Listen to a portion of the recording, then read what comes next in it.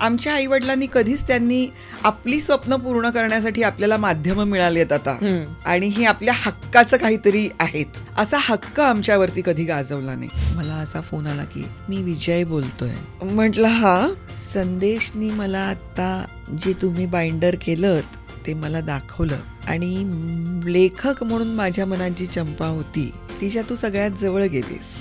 आणि मी रडायला लागले हमसून हमसून. 2-4 एक तुम्ही फेसबुकवरती आणि समाज माध्यमांवरती चमकदार पोस्ट टाकता आणि कमेंट्स करता म्हणून तुम्ही लेखक बनू शकता चांगले असं नसतं ना.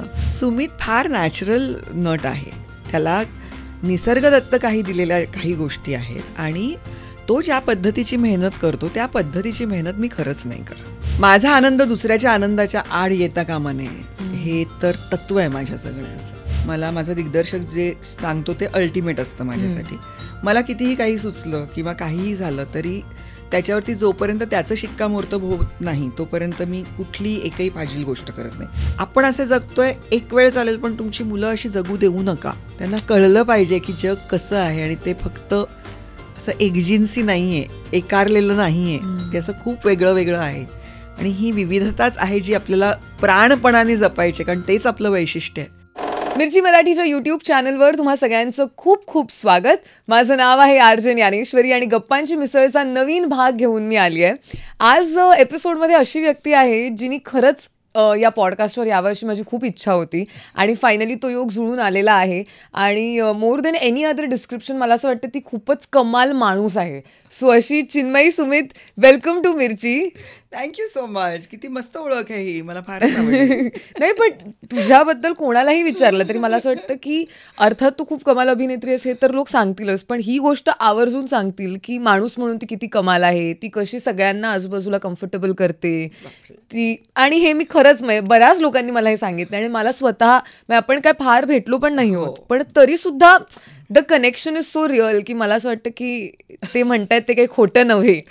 त्यामुळे थँक्यू सो मच आल्याबद्दल. आणि तुझं साड्यांवरचं प्रेम जगजाहीर असल्यामुळे मी एक रिस्क घेऊन आज साडी नेसून आली आहे. मी सकाळी ठरवलं आणि आवाज लाईक आज जर असा दिवस असेल तर की मी नेसली आहे पण तिने नाही नेसली. मी हल्ली असं खूप लोकांचं माझ्या मावस बहिणीच्या लेखी अगदी अवसानघातकी आहे ही असं ती मला म्हणाली त्या दिवशी. मी नेहमी साड्या नेसते आणि मला खरंच खूप आवडतात साड्या नेसायला.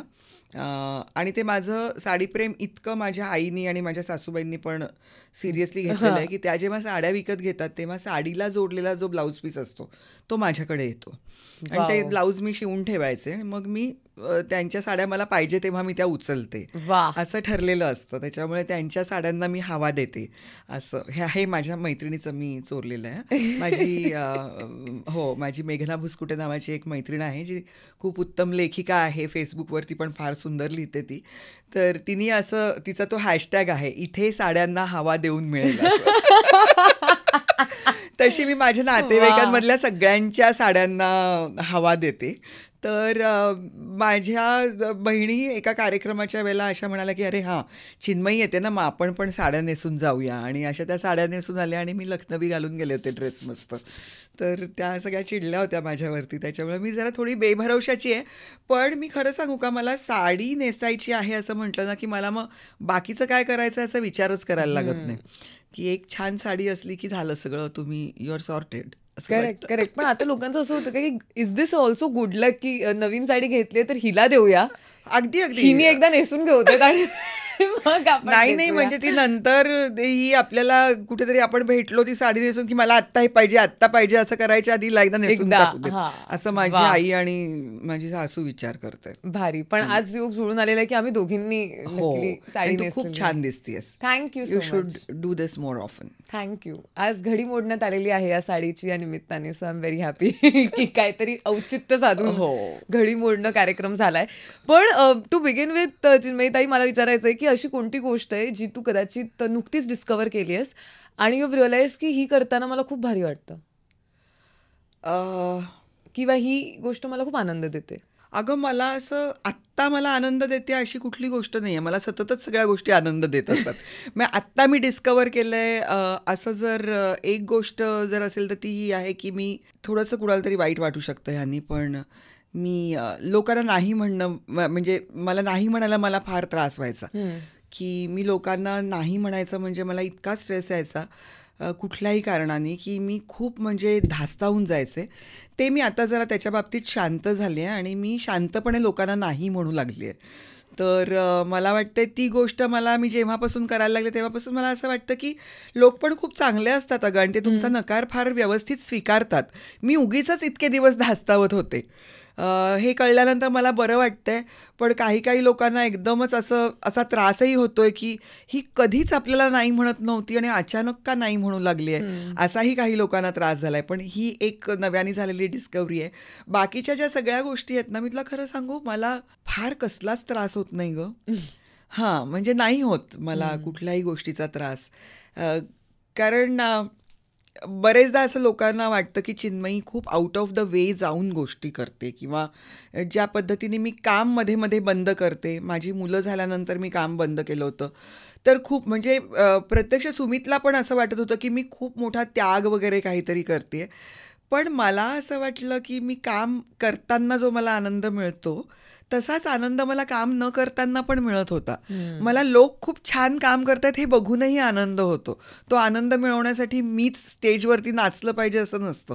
मी प्रेक्षकात बसून सुद्धा तितकाच आनंद घेऊ शकते, जितका मी नाटकात काम करताना मी आनंद घेते. त्याच्यामुळे मी असं काही त्यागबीग कधी केलेला नाही आहे. ते त्या वेळेचं व्यवस्थापन होतं ते थोडंसं. त्याच्यामुळे मी जरा आनंदयात्री टाईप्सच आहे. पण ही खूपच भारी गोष्ट आहे ऍक्च्युली. हां. खास करून लोक छान काहीतरी करतायत हे बघून आपल्यालाही आनंद होऊ शकतो. ही पॉसिबिलिटी आहे हो, मुळात. अगदीच आहे. अगदीच आहे. हे रिअलायझेशनही हो, नसे हो, थोडके हो, असे. हो. खूप कमाल. पण मी तुझे बाकी इंटरव्ह्यूज पण ह्याच्या आधी पाहिलेत. सो मला काही गोष्टी माहिती आहेत. So I am going to try की त्या आपण रिपीट करू नये. कारण हो. प्लीज त्यांचीही युट्यूब चॅनल चालली पाहिजेत. तर तुम्ही तेही इंटरव्ह्यू जाऊन बघा, नाही का? हम तेही यहाँ खूप छान नया झालेले आहेत. कंटेंट लाएंगे. हां. कोशिश है. पण तुझे वडील म्हणजे घरात तर आहेत, सगळे लेखकच आहेत असं म्हणायला हरकत नाही. वडील हो. कलेक्टर आणि आई मानसशास्त्राची प्राध्यापिका होती.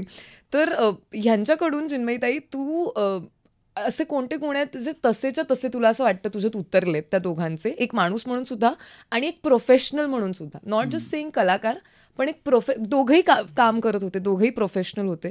तर त्यांच्या प्रोफेशनलिझम मधलं काय तुझ्यात उतरलंय आणि माणूस म्हणून काय तुझ्यात उतरलंय? मला असं वाटतं, की जे काही सगळं आहे ते त्यांचंच देणं आहे मोस्टली. मी असं म्हणेन, की माझे आई-वडील दोघेही पीपल्स पर्सन्स होते असे, की लोकांमध्ये रमणारे, लोकांमधले एक अत्यंत स्वतःच्या कर्तव्यांबद्दल खूप दक्ष आणि छोट्या छोट्या गोष्टी असतात गं. तुम्हाला काही तुमचे आईवडील असं बसवून संध्याकाळी तुला आता मी काही मूल्य शिकवतो बरं का, असं करून आपल्याला कुणीच काही शिकवत नसतं. बरोबर. आपण त्यांचं जगणं बघत असतो आणि त्याच्यातून आपण गोष्टी वेचत असतो.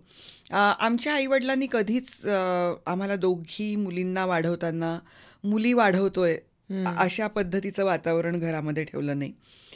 दुसरी गोष्ट, कधीच त्यांनी आपली स्वप्न पूर्ण करण्यासाठी आपल्याला माध्यमं मिळाली आहेत आता आणि हे आपल्या हक्काचं काहीतरी आहेत, असा हक्क आमच्यावरती कधी गाजवला नाही. त्याच्यामुळे खरं स्वातंत्र्य काय ते आम्ही अनुभवलं आणि त्याच्यामध्ये त्या स्वातंत्र्याबरोबर काहीतरी आपली जबाबदारी आहे हे आम्हाला आपोआपच जाणवत गेलं, कारण तशा जबाबदारीने ते दोघे जण वागत होते. दुसरी गोष्ट अशी की त्यांनी दोघांनी आपल्यावरती समाजाचं ऋण आहे ही गोष्ट कधीच ते दोघे जण विसरले नाहीत. म्हणजे माझे वडील अधिकारी कमी, कार्यकर्ते जास्त होते आणि तेच आईच्या बाबतीत होतं की ती सोमवार ते शुक्रवारपर्यंत नोकरी करायची, शिकवायची, विद्यापीठातही शिकवायची आणि तिच्या महाविद्यालयातही शिकवायची.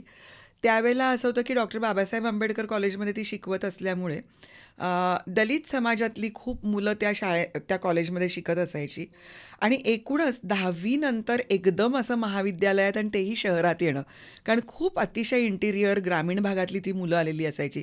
ती थोडीशी बावरलेली असायची, बावचळलेली असायची.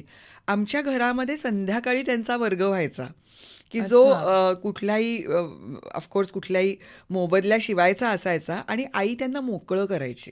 माहिती त्यांना विषय किती शिकवत होती ते माहिती नाही, पण ती त्यांचं जगणं सुकर करत होती जास्त, हे मला माहिती आहे. आणि त्याच्यामुळे सगळंच वातावरण असं असल्यामुळे म्हणजे आईच्या लक्षात यायचं की हा एक माझा विद्यार्थी आहे ज्याच्याकडे सायकल आहे आणि बाकीची परिस्थिती फार वाईट आहे. तर मग आई पटकन त्याला काम सांगायची की अरे माझ्या मुलीला ना शाळेत सोडायचं असतं रोज. शाळा किती फरलांगभर अंतरावरती, मी चालत पण जाऊ शकायचे. पण मग आई म्हणायची की तू जाऊन शाळेत सोडशील का तिला, सकाळी सोड आणि नंतर तिची शाळा संपल्यानंतर घेऊन ये. मग ती त्याला पगार देऊ करायची. तसेच जर पैसे दिले तर त्याचा स्वाभिमान कुठेतरी दुखावला जाईल, त्याच्यापेक्षा आपण असं करूया. असं करून की प्रत्येक माणसाची प्रतिष्ठा असते ती जपली पाहिजे आणि त्याचबरोबर मग ती स्वतःच्या प्रतिष्ठेबद्दलची पण तुमची संकल्पना स्पष्ट होते. अशा पद्धतीचं त्या दोघांचं वातावरण होतं. म्हणजे प्रत्येक समाजातल्या माणसांना असं वाटायचं की हे आमच्यातलेच आहेत.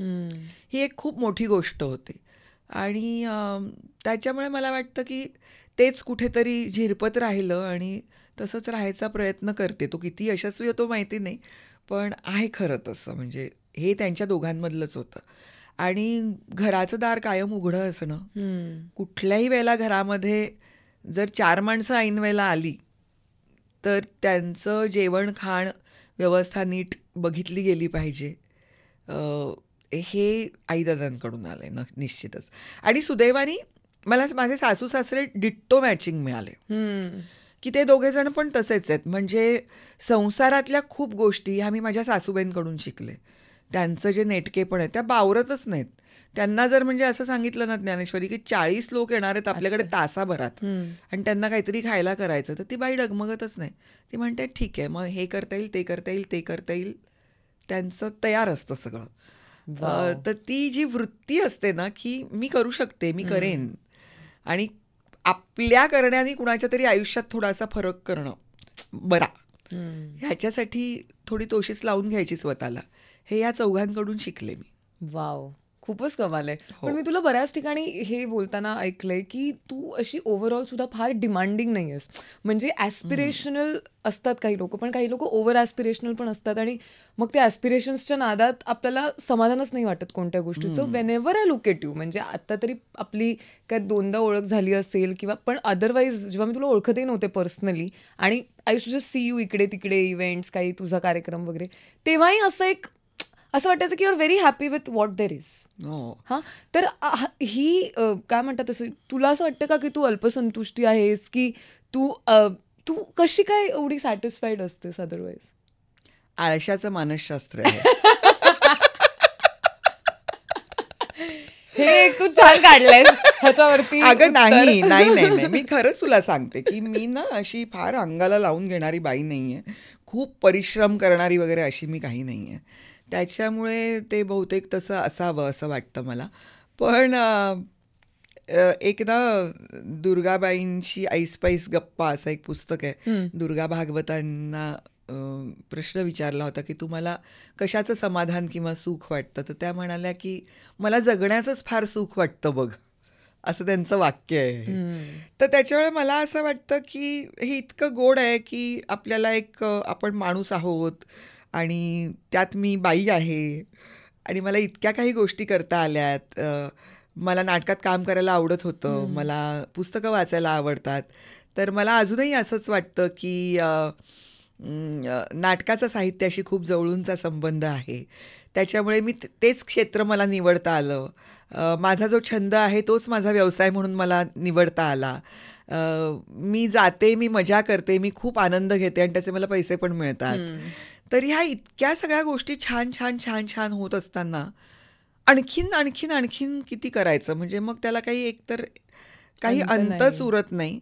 आणि कुतूहलासाठी खूप गोष्टी आहेत ग की ज्यांच्या मागे लागावं आणि ज्याच्यासाठी अट्टाहास करावा ते आपल्याला कळावं म्हणून.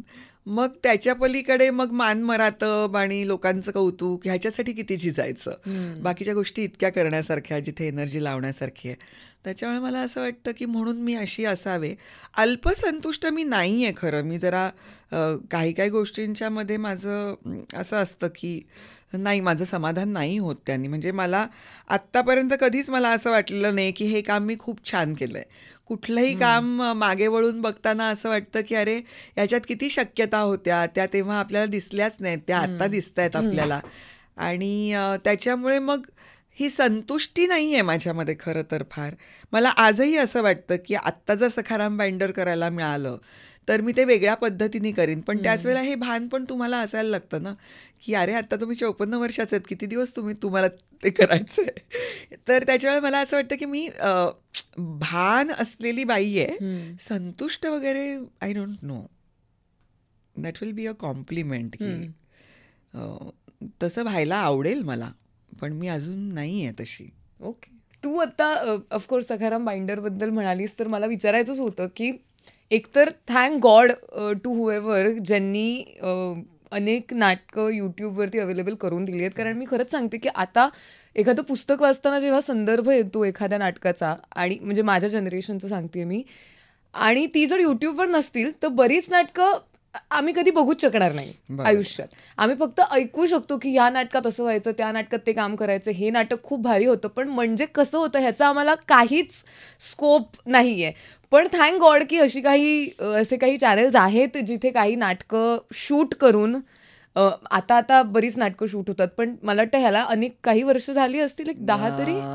जास्त ग, 16 वर्ष झाली. सो या काही वर्षाआधी त्याचं डॉक्युमेंटेशन झालं. त्यामुळे एकतर सगळ्यांच्या वतीने धन्यवाद टू दी एंटायर टीम ज्यांनी हे शूट केलं आणि ज्यांनी ठरवलं की हे करणं गरजेचं आहे.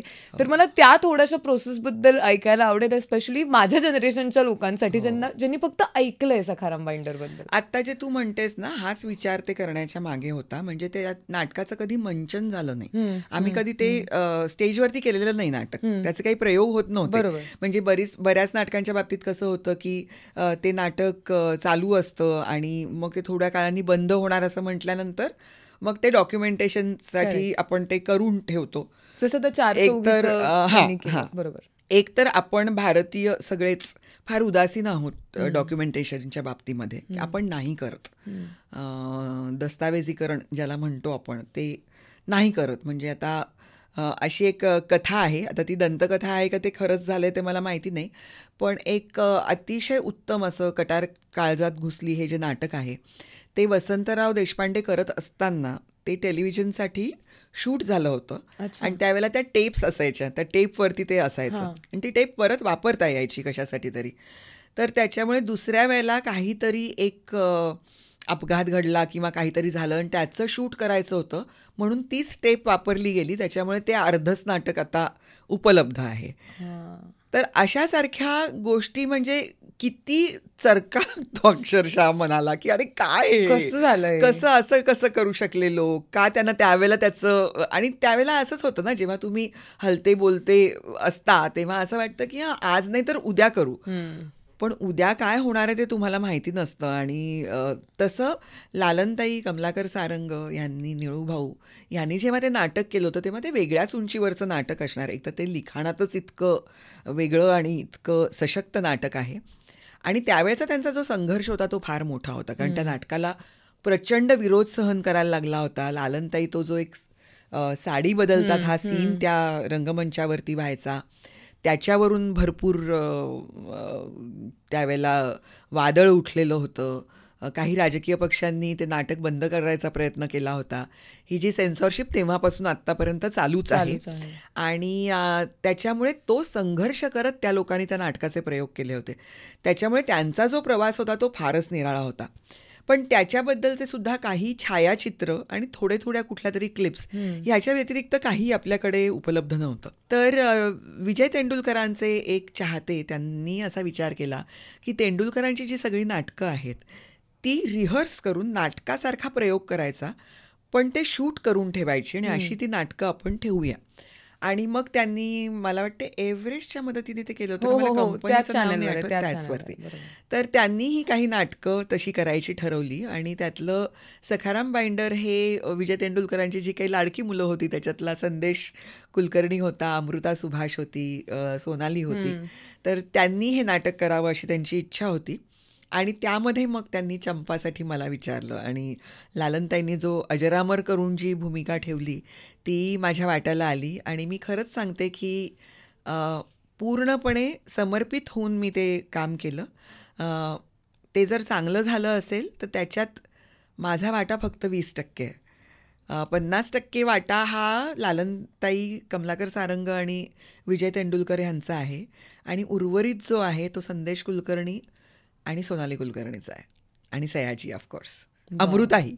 अमृता त्या नाटकात काम करत नव्हती, पण तरीसुद्धा जेव्हा तिला असं कळलं की मला एक काहीतरी ब्लॉक आलेला आहे, मी मोकळी होत नाही आहे ते काम करताना, तेव्हा अमृताशी मारलेल्या गप्पा ह्याच्यातून मला चंपा मिळाली होती. तेंडुलकरांशी मारलेल्या गप्पा ह्याच्यातून मला चंपा मिळाली होती. त्याच्यामुळे मला असं वाटतं की माझे परिश्रम खरं तर 20% सुद्धा मी जरा श्रेय जास्त घेते, 10% असेल. वाव, काय प्रोसेस असेल. मी फक्त फारच imagine फारच करू अद्भुत शकते. अद्भुत होती ती. तेंडुलकरांसोबत गप्पा मारताना काय, म्हणजे आता जसं की मी परत I am going to come back to the same point, की हे सगळं कुतूहल आहे की हो. की काय काय बोलत असाल तुम्ही. बापरे, मला तर अगं इतकं हे होतं. मी प्रियाताई बरोबर काम केलं होतं. प्रिया तेंडुलकर बरोबर मी एका सिरियलमध्ये काम केलं होतं आणि त्यावेळेला मला एवढं ती अशी, म्हणजे मी जेव्हा माझ्या फॉर्मेटिव्ह इयर्समध्ये जेव्हा मी टेलिव्हिजन बघत होते तेव्हा तिचं रजनी आणि ह्या सगळ्या अशा सिरियल्स होत्या. त्याच्यामुळे ही स्टार कधी आपल्याला भेटेल किंवा हिची मी सही घेऊ शकेन असंही वाटत नव्हतं मला. ती माझी कोस्टार होती, ती माझी सहकलाकार होती आणि ती अशीच होती. ती फार छान वागायची सगळ्यांशी. ती दिसायची जरा थोडीशी उग्र, त्याच्यामुळे असं वाटायचं की अरे बापरे, ही शिष्ट असेल का किंवा काय. तर ती अशी अजिबातच नव्हती. ती फार छान खुलून जायची आणि मस्त गप्पा मारायची. तेव्हा तर ती तिच्या कॅन्सरशी झगडत होती आणि तरीसुद्धा इतकं सुंदर काम करत होती, छान काम करत होती. आणि त्यावेळेला मला खूप असं वाटायचं की हिला कधीतरी असं म्हणावं का, मला ना तुझे वडील फार आवडतात आणि मला त्यांना भेटायचं, मी त्यांची फॅन आहे. इतकी म्हणजे मी हे होते आणि एकदम असं झालं की माझ्या पदरी नाटकच आलं आणि एक दिवस काहीतरी रिहर्सलमध्ये सयाजी सातारहून निघाला होता आणि येऊ शकला नव्हता, पोचू शकत नव्हता ट्रॅफिक आणि सगळ्यामुळे. त्याच्यामुळे आता तालीम आमची होऊ शकणार नाही असं झालं. मग काय करायचं, तर संदेश मला, चला आपण बाबांना भेटायला जाऊया. तर बाबांना भेटायला जाऊया म्हणजे मला वाटलं की त्याच्या वडिलांना भेटायला जायचं आहे आपल्याला असं. तर काका तर मला माहितीच होते, तर म्हटलं आले असतील तर आपण जातोय बहुतेक घरी. तर बाबा म्हणजे तेंडुलकर हे मला नंतर कळलं आणि मला एवढं टेन्शन आलं की एवढ्या मोठ्या माणसासमोर आपण जाऊन बोलणार काय. एक्झॅक्टली. आणि मला पळूनच जायचं होतं की नको, मी नाही येत, मी काय त्यांच्याशी बोलू असं. आणि ह्या सगळ्यांची तर मैत्री होती, उठबस होती, सहवास होता त्यांचा. तर सोनाली मला म्हणाली, तू कशी पळून जातेस ते मी बघतेच. आणि अक्षरशः असं ते म्हणतात ना, मराठीतला तो असा वाक्प्रचार आहे की तिला पुढे घालून घेऊन आले ते असं. तसं तिने मला असं स्वतःच्या अशा कडक नजरबंदीमध्ये ती मला घेऊन गेली त्यांच्याकडे आणि मी बघतच नव्हते. म्हणजे असं बघणंच शक्य नाही का त्यांच्याकडे, मी अशी खालीमानच घालून बसले होते.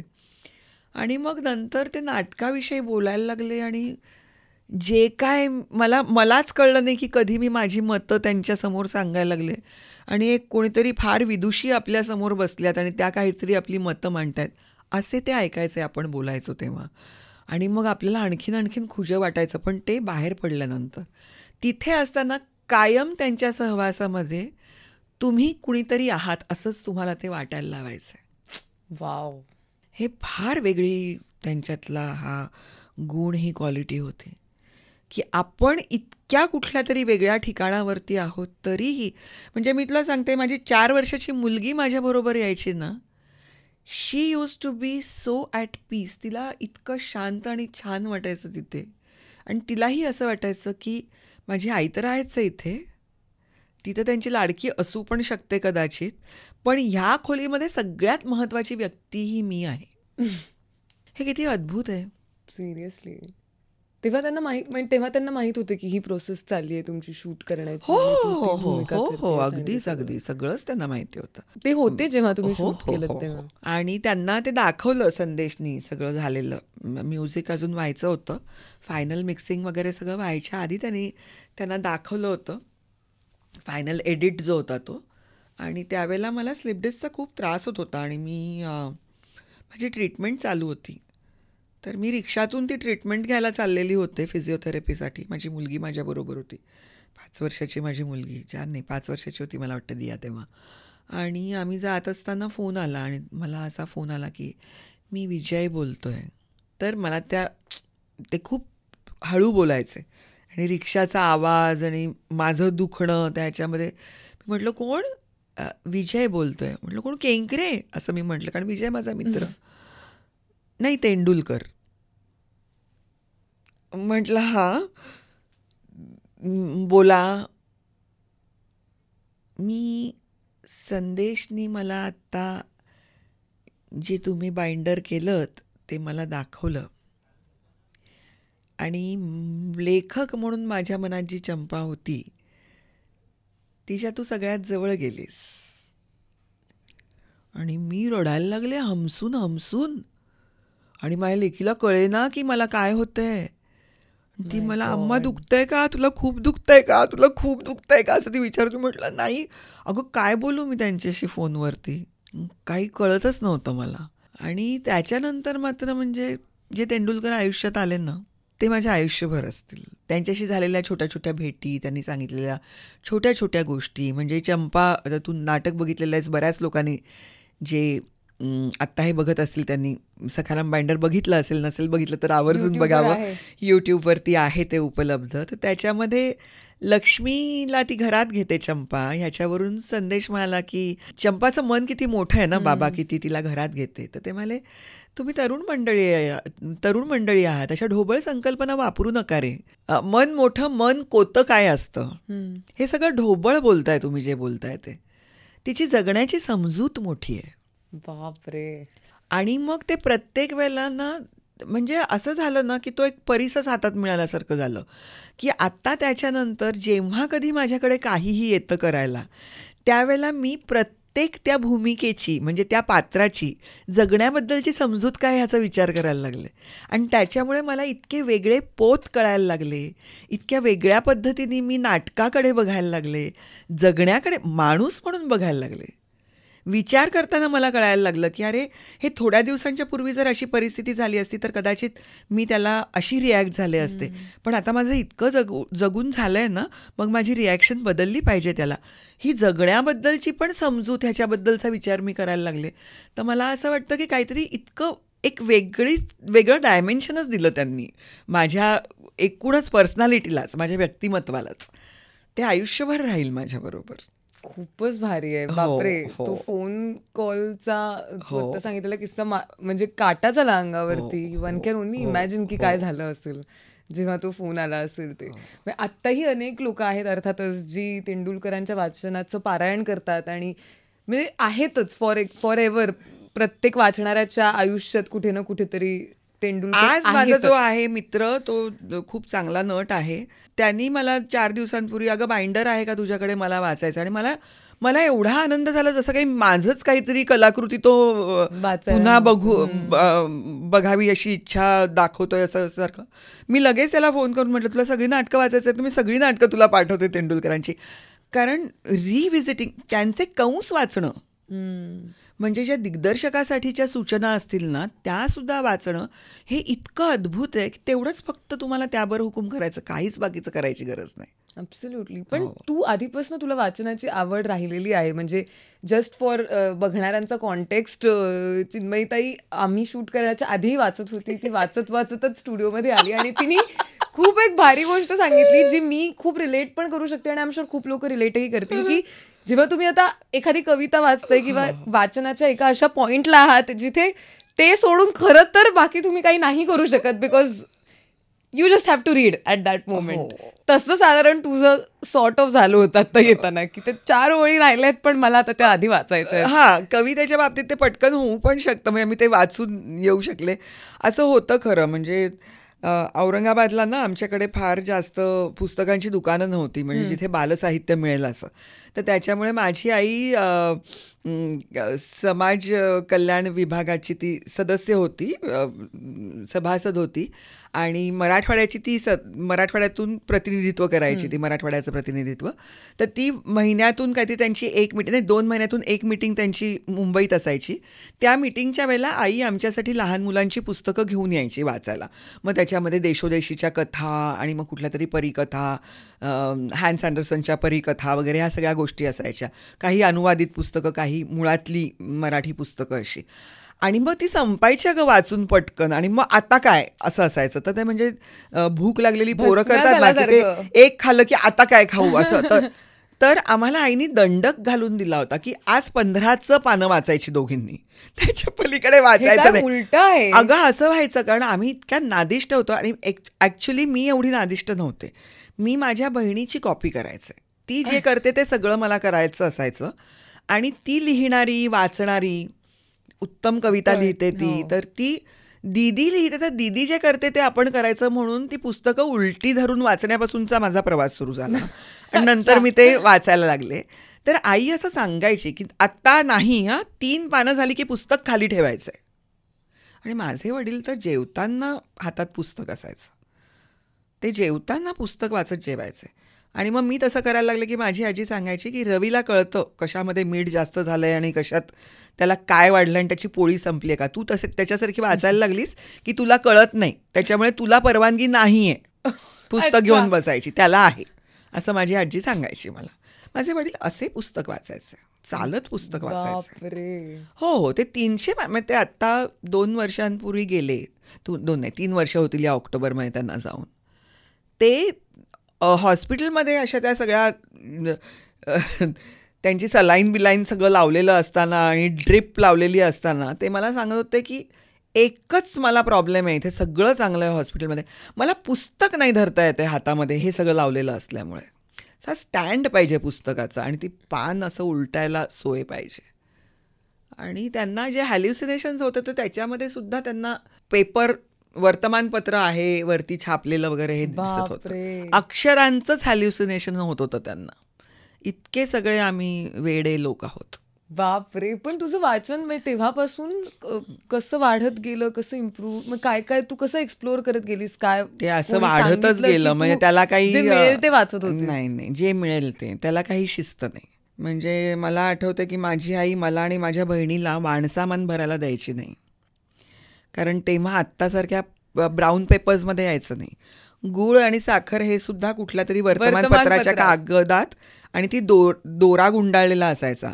मग तो दोरा नीट सोडवायचा आणि त्याचा एक आपला गुंडा तयार करून ठेवायचा असायचा. त्यात मग गजऱ्याच्या वेळेला तो दोरा वापरला जायचा. फार ऑर्गॅनिक होतं ग जगणं, फारच मस्त होतं.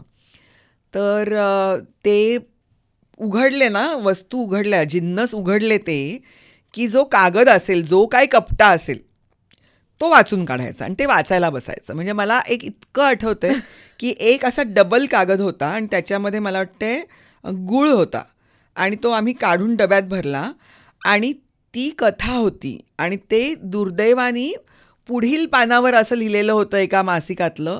आणि 4 वर्षांनंतर मला ते मासिक मिळालं आणि ती पूर्ण कथेचा एंड काय होता तो मला कळला. मला अजूनही आठवतंय, मला अजूनही आठवतंय. आणि ते इतकं रोमांचक होतं, I cannot tell you. My God. हो, हे खूपच भारी आहे. अरे पण आय एम शुअर, म्हणजे अर्थातच आपण म्हणतो की कलाकारांसाठी, माणसांसाठीच वाचन किती महत्वाचं आहे, पण तुला अभिनयासाठी खास करून असं काही म्हणत नाही की मी डिरेक्टली, पण इनडिरेक्टली तुला काय काय जाणवत गेला फरक तुझ्यामध्ये because of reading? Because of reading मला असं वाटतं की मला अभिनेत्री आहे म्हणजे काय, तर मला असं वाटतं की एक गोष्ट असते, ती गोष्ट नाटकातून सांगितली जाते, ते कथानक असतं, आणि ते सांगण्याच्या मध्ये मी एक भूमिका निभावत असते. सो शेवटी ते स्टोरी टेलिंगच आहे. बरोबर. तर त्याच्यामुळे मला फार त्याचा लिप्ताळा आहे शब्दांचा, आणि ती भूमिका कशी लिहिलेली आहे, मांडलेली आहे. आणि तेच होतं ग की तुम्ही वाचत असलात ना की तुम्हाला ती भिडायची जी ताकद मिळते ना प्रत्येक गोष्टीला. म्हणजे आता माझ्या मनात जर एखादा विचार आला ना तरी सुद्धा मला जर तो तुझ्यासमोर सांगायचा आहे, तर माझ्याकडे मला असं वाटतं की खूप मोठी ही गोष्ट आहे की मी नेमका शब्द निवडू शकेन त्याच्यासाठी. ती संपत्ती इतकी आहे ना की मला एखादी गोष्ट बघितल्यानंतर मला राग येतोय का, संताप येतोय का, मला हताश वाटलंय, मला हतबल वाटतंय, की मी त्याला किती छटा आहेत, तर माझ्या मनातली भावना मला नेमकी कळायला, माझे विचार मांडायला मला इतकी समृद्धी आहे माझ्याकडे, तर ते फार चांगलं वाटतं. आणि मी वेगळं वेगळं साहित्य वाचलंय. म्हणजे माझी आई डॉक्टर बाबासाहेब आंबेडकर कॉलेजमध्ये शिकवत होती, त्याच्यामुळे दलित साहित्याशी खूप लवकर ओळख झालेली होती. ते जगणं, वाचणं आणि त्या अनुभवाची कल्पना करणं हे इतकं तुम्हाला माणूस म्हणून सुद्धा वेगळं घडवतं. तुम्ही जास्त अवेअर होता मला वाटतं सभोवतालच्या परिस्थितीबद्दल. गृहीत धरणं सोडता लोकांना, जगण्याला. कारण इतकं तुम्ही एका आयुष्यामध्ये किती जगणं जगाल, किती बघाल. पण ही गोष्ट अशी आहे की ती तुम्हाला एवढं मोठं दालन उघडं करून देते आणि इतकं जगणं दाखवते की मला वाटतं हे फार अद्भुत आहे. आणि त्याचा मला नक्कीच माझं कुठलंही नाटक करताना, कुठलीही भूमिका पार पाडताना, जशी मी पुस्तकं वाचली तशी मला माणसांचा पण तेवढाच लिपताळा आहे. मला खूप आवडतात माणसं, लोक. मला अशी एकही व्यक्ती नाही की जी मला पूर्णपणे वाईट व्यक्ती भेटलेली आहे. हां, की अजिबात मला तो माणूस आवडत नाही, अजिबात मला ती बाई आवडत नाही, असं माझं कुणाच बद्दल नाही आहे.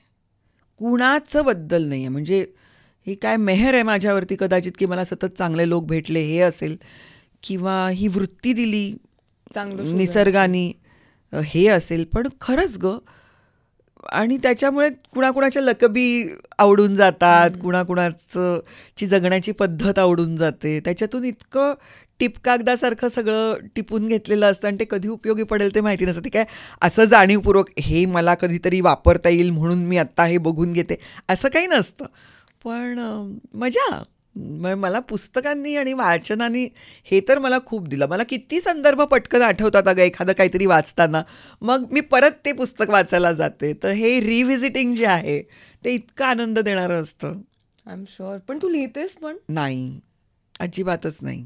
पण का नाही वाटलं तुला लिहावंसं? म्हणजे जस्ट व्हेरी क्युरियस. मी तुला सांगितलं मी फार प्रामाणिक आहे. आळशाचे मानसशास्त्र असं मी सांगितलं ना. अगं खरंच मी तुला सांगते की फार चिकाटी लागते लिखाणासाठी. आणि लिखाणासाठी एक गोष्ट जी लोकांना फार वाटत नाही, पण रियाज लागतो त्याला. तुम्हाला लिहायचा सराव पाहिजे. बोलताना तुम्ही काहीही बोलाल, तू छान ऐकतेस असं म्हटल्यानंतर मी खूप वेळ बोलत राहीन, गप्पा मारीन, तुला कंटाळा आलाय असं दिसलं तर मी थांबू शकेन. तुम्ही लिहिताना तुम्हाला नाही कळणार की समोरच्या माणसाला कधी कंटाळा येणार आहे आणि तो कधी तुमचं पुस्तक ठेवून देणार आहे. तर त्यांनी ते पुस्तक शेवटपर्यंत वाचावं, तुमची कथा किंवा तुम्ही जे सांगताय ते शेवटपर्यंत वाचावं.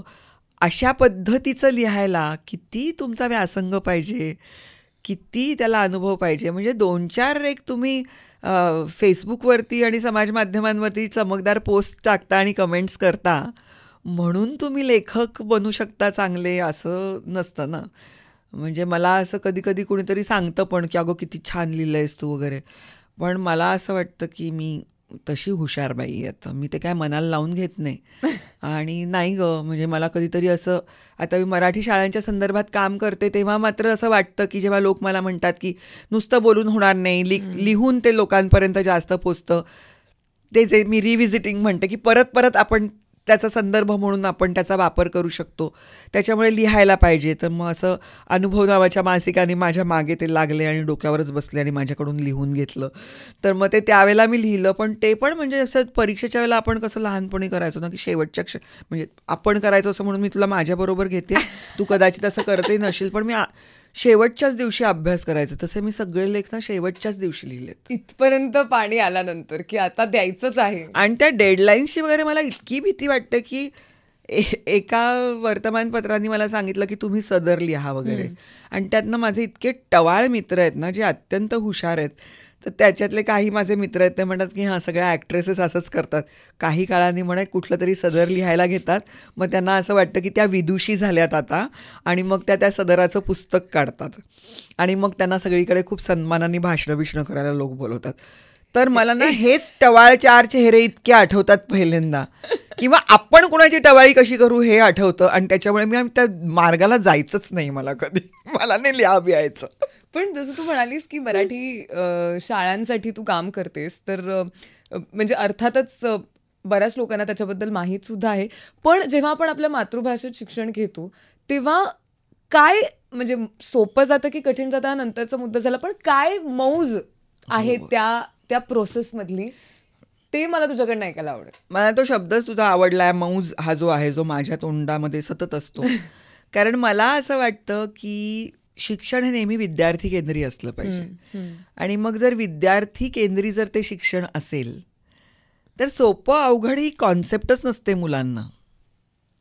मला ह्याचा त्रास होतो आणि मला ह्याची मजा येते एवढंच असतं, साधं सरळ शुद्ध. तर त्या बाळाचा, त्या बालकाचा आनंद ही सगळ्यात महत्त्वाची गोष्ट असली पाहिजे. आणि मला तेच वाटतं नेहमी की माझ्या मुलीचा किस्सा सांगेन मी तुला. दिया जेव्हा शाळेमध्ये शिकायला लागली, मी माझ्या दोन्ही मुलांना मराठी माध्यमाच्या शाळांमध्ये घातलं. दिया जेव्हा शाळेत जात होती तेव्हा त्यांच्याकडची पद्धत होती, फ्लॅश कार्ड पद्धतीने ते शिकवायचे. सो ते त्यांना अक्षर म्हणजे असं बाराखडी लिहून देऊन लिहायला नाही लावायचे, तर ते ते अक्षर एका कार्डवरती मोठ्या लिहिलेलं असायचं आणि त्याचीपर्यंत त्यांची ओळख करून द्यायचे. तर पहिल्यांदा तोंड आळख, आणि हे असं दिसलं की हे न आहे असं. बाकीची सगळी अक्षरं ती लिहायला लागली होती. आणि जेव्हा न अक्षर आलं तेव्हा दियानी त्याच्याकडे बघितलं आणि ती बाईंना म्हणाली, मी नाही लिहिणार आहे, मी नाही लिहिणार. तर बाई म्हणाले, की का नाही लिहिणार? तर ती म्हणाली, मला नचं चिन्हच आवडलं नाहीये, मला नचं चिन्हच आवडलं नाहीये, मी हे लिहिणार नाही. आणि मी दियाला शाळेत घ्यायला गेले तर बाई खुदू हसत होत्या. तर मी म्हटलं काय झालं? तर त्या मला मी तुला नंतर सांगते, तू हिला सोडून ये. तर मग दियाला घरी सोडलं, भेटले बाईंना, कारण त्याशी मीटिंग होतीच एक. तर त्या म्हणाल्या की तिने सांगितलं की मला नचं चिन्ह आवडलं नाही आणि मी कधीच न काढणार नाही. तर म्हटलं अहो असं कसं चालेल? असं म्हणजे मी इतकी शांत आणि सॉर्टेड आई, तर मीही एकदम अशी अस्वस्थ. म्हटलं अहो असं कसं चालेल नाही लिहित म्हणून? ठीक आहे ग, ठीक आहे, लिहील ती, असं त्या म्हणाल्या. आणि थोडंसं ती न लिहायला लागली. म्हटलं कसं साधलं तुम्हाला? त्या मला, अगं मी तिला विचारलं की तुझ्या बाबाचं नाव काय? सुमित राघवन. मग त्याच्यात पण न येणार ते जर लिहायचं असेल तर. आईचं नाव काय? चिन्मयी. तर न अर्धा येतो आईच्या नावात. मग आणि हे जर तुला असं म्हणायचं असेल की मला हे नाही आवडत, किंवा तुला सगळ्यांनाच हो म्हणायला लागेल, तुला नाही लिहून तुला सांगताच येणार नाही, कारण तू नचं चिन्ह लिहिणार नाहीस ना. आणि त्या मला म्हणाल्या की चिन्मयी, मी तुला ह्याच्यासाठी सांगितलं की ती जे म्हणाली ना की मला हे न अक्षर आवडलं नाही आहे, हे कसं लिहिलंय ते मला आवडलं नाही आहे, ती मला म्हणाली मला नचं चिन्ह आवडलं नाही. म्हणजे तुझ्या मुलीला चिन्ह हा शब्द माहिती आहे बघ, मला त्याचं अप्रूप जास्त वाटलं, असं त्या म्हणाल्या. हे समजून घेणं, हा संवाद, हा किती छान आहे, हा पेशन्स. खरंच हे एखाद्या गोष्टीला सामोरं जाणं, सामोरं जायला लावणं, जेव्हा ते इनेव्हिटेबल असेल तेव्हा हे करायलाच हवंय असं असताना हे करून बघ ग, असा गोडवा तुमच्या शिक्षणातून जर तुम्हाला मिळणार असेल तर तो तुम्हाला का नाही द्यायचा तुमच्या मुलांना? म्हणजे साधीशी गोष्ट आहे. तुम्ही पहिलं म्हणजे सामाजिक संस्था म्हणून त्या मुलाला पहिलं काय असतं तर कुटुंब. बरोबर. आणि कुटुंबाच्या पलीकडे जी संस्था आहे ती आहे त्याची शाळा. तुम्ही तुमच्या घरातल्या सुरक्षित, उबदार, त्याच्या ओळखीच्या वातावरणातून त्याला एका दुसऱ्या संस्थेत, दुसऱ्या एका इमारतीत पाठवता आहात जिथे त्याच्या ओळखीचं काहीच नाही आहे आसपास. आणि त्याच्यामध्ये एकमेव गोष्ट त्याला ऊब देणारी असू शकते ती त्याची भाषा. तीही तुम्ही त्याच्यापासून हिरावून घेणार आहात आणि एक वेगळीच भाषा त्याच्या कानावरती पडणार आहे. म्हणजे किती परक्या वातावरणात तुम्ही तुमच्या मुलाला ढकलून देताय. आणि तेच तुम्ही कशाचं, त्याच्याबद्दल तुमचं म्हणणं काय आहे की पुढे जेव्हा ते मूल कॉलेजमध्ये जाणार आहे तेव्हा त्याला कुठला तरी न्यूनगंड येईल, कॉम्प्लेक्स येईल इंग्लिशचा, म्हणून तुम्ही त्याला आत्ता पाठवताय. पण जेव्हा ते मूल कॉलेजमध्ये जाणार आहे तोपर्यंत जी काय 10-12 वर्ष मध्ये गेलेली आहेत त्याच्यामध्ये त्याला एखादा विषय कसा शिकून घ्यायचा जो माहिती नसेल, त्याची काहीतरी एक पद्धत त्याला कळणार आहे, एक डिसिप्लिन त्याला आलेली असणार आहे ना नवीन गोष्टीला तोंड द्यायची. त्यावेळेला त्याचं मन, त्याचं शरीर, त्याची संवेदनशीलता सगळ्या गोष्टी वाढलेल्या असणार आहेत. तेव्हा त्यांनी एखाद्या गोष्टीला तोंड देणं. आणि आत्ता जेव्हा काहीच त्याच्याकडे नाही आहे, फक्त ते घरी येऊन तुम्हाला सांगणार नाही आहे की माझ्या मनावरती ताण आलाय म्हणून तुम्ही शिताफीनी समजणार आहात सोयीस्कररित्या की त्याला ताण नाहीच आहे. किती मुलं बोलणं बंद होतं कारण त्यांना प्रश्न विचारायचा असतो, पण मनात आलेली भावना ट्रान्सलेट करायची, त्या स्ट्रक्चरमध्ये ती बसवायची आणि मग तो प्रश्न आपल्या शिक्षकांना विचारायचा. ह्याच्यामध्ये इतका वेळ निघून जातो की ते विचारतच नाही प्रश्न. मराठी शाळेमध्ये काय प्रश्न विचारतील ह्याचा नेम नसतो, इतकं त्यांच्या मनात आलं की ते पटकन विचारून टाकतात. आणि हा जो संवाद चालू असतो ना तो अतिशय, मला वाटतं तो सगळीकडे जो मिसिंग आहे. म्हणजे मला एकदा असं कुणीतरी विचारलं होतं की माझ्याशी लोक बोलतात, पालक बोलतात की माझा मुलगा खूप हट्टी आहे. एखादा पालक सांगतो की अभ्यासच करत नाही, मग करत नाही म्हणजे त्याला आवडतच नाही. कुणीतरी सांगतं की उलट उत्तरं देतो. अशा वेगवेगळ्या गोष्टी लोक सांगतात, त्याला शाळेत जायला आवडतच नाही. आणि ह्या सगळ्याचं उत्तर मी सांगते, ते अकबर बिरबलाची गोष्ट आहे ना, घोडा का बुजला, पान का सडलं आणि भाकरी का करपली, तर फिरवली नाही, फिरवला नाही, हे त्याचं उत्तर. तर त्या 3 समस्यांना एक उत्तर. तसं मी सांगते, या सगळ्या तुमच्या समस्यांचं उत्तर मातृभाषेच्या माध्यमात गेलं नाही मूल.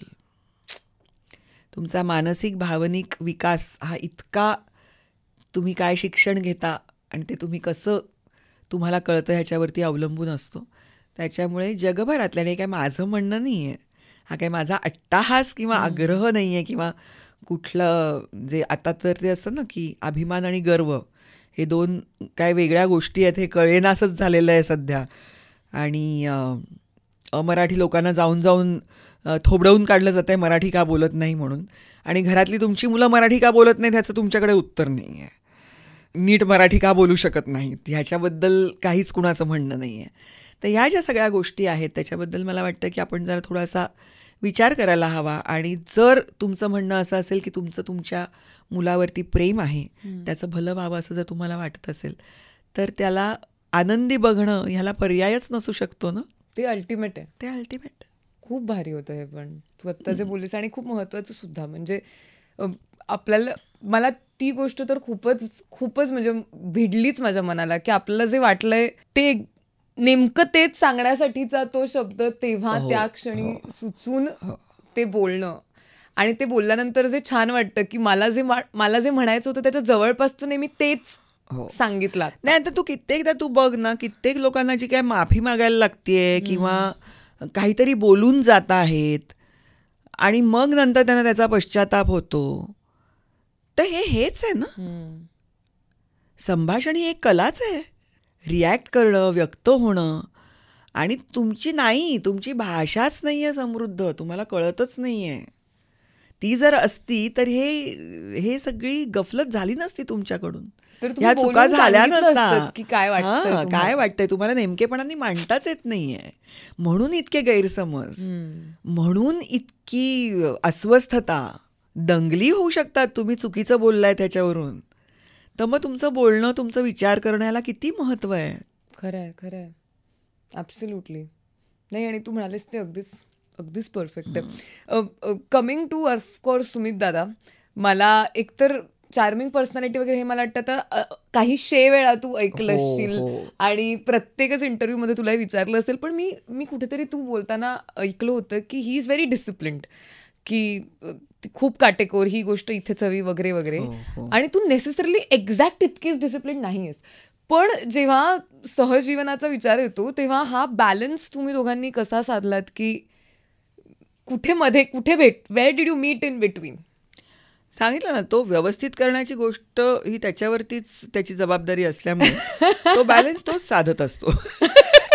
व्यवस्थित करायचं, प्लीज कर नक्की कर, मला खूप आवडतंय. I am so proud of you. हे असंच झालं पाहिजे सुमित, कोण करत नाहीये हे, असं मीच त्याला विचारते परत. त्याच्यामुळे ते खूप छान चाललेलं आहे. आणि त्याला म्हणजे ना असं आम्हाला दोघांनाही कळून गेलं. एकतर सुमित, जे तू म्हणतेस ना त्याचा व्यवस्थितपणा आणि सगळ्या गोष्टी ह्याच्यामध्ये त्याची समजूत फार ग्रेट आहे जगण्याबद्दलची जी आहे ती. त्याच्यामुळे त्याला ना एका क्षणी कळून चुकलं होतं की ही अशी आहे व्यक्ती. आणि सचिनजींकडेच एका इंटरव्ह्यूमध्ये हे बोलणं झालं होतं, मग तू चिन्मयीला बदलायचा प्रयत्न नाही का केलास, असं ते म्हणाले. तर तो म्हणाला की सचिनजी, मला असं वाटतं की जेव्हा तुम्ही प्रेमविवाह म्हणता आणि तुम्ही प्रेमात पडून कुणाला तरी असं ठरवता की ह्या माणसाबरोबर, ह्या व्यक्तीबरोबर आपल्याला आयुष्य घालवायचं आहे, तर त्याच्यातल्या काहीतरी गोष्टी असतात ज्याच्यामुळे तुम्ही त्याच्या प्रेमात पडलेले असता. मग तुम्ही प्रेमात पडायचं आणि मग त्याच्या बदल्यामध्ये तुम्ही असं म्हणायचं की आता हा माझा मोल्ड आहे बरं का जगण्याचा, माझी ही पद्धत आहे, त्याच्यात तुला बसव. हे मला क्रुएल वाटतं. आणि जसं तू म्हणतेस ना की त्याला प्रत्येक वस्तू ती तशीच्या तशी लागते आणि असं, तसा तो प्रत्येक माणसाच्या स्पेसबद्दल तो फार जागरूक आहे.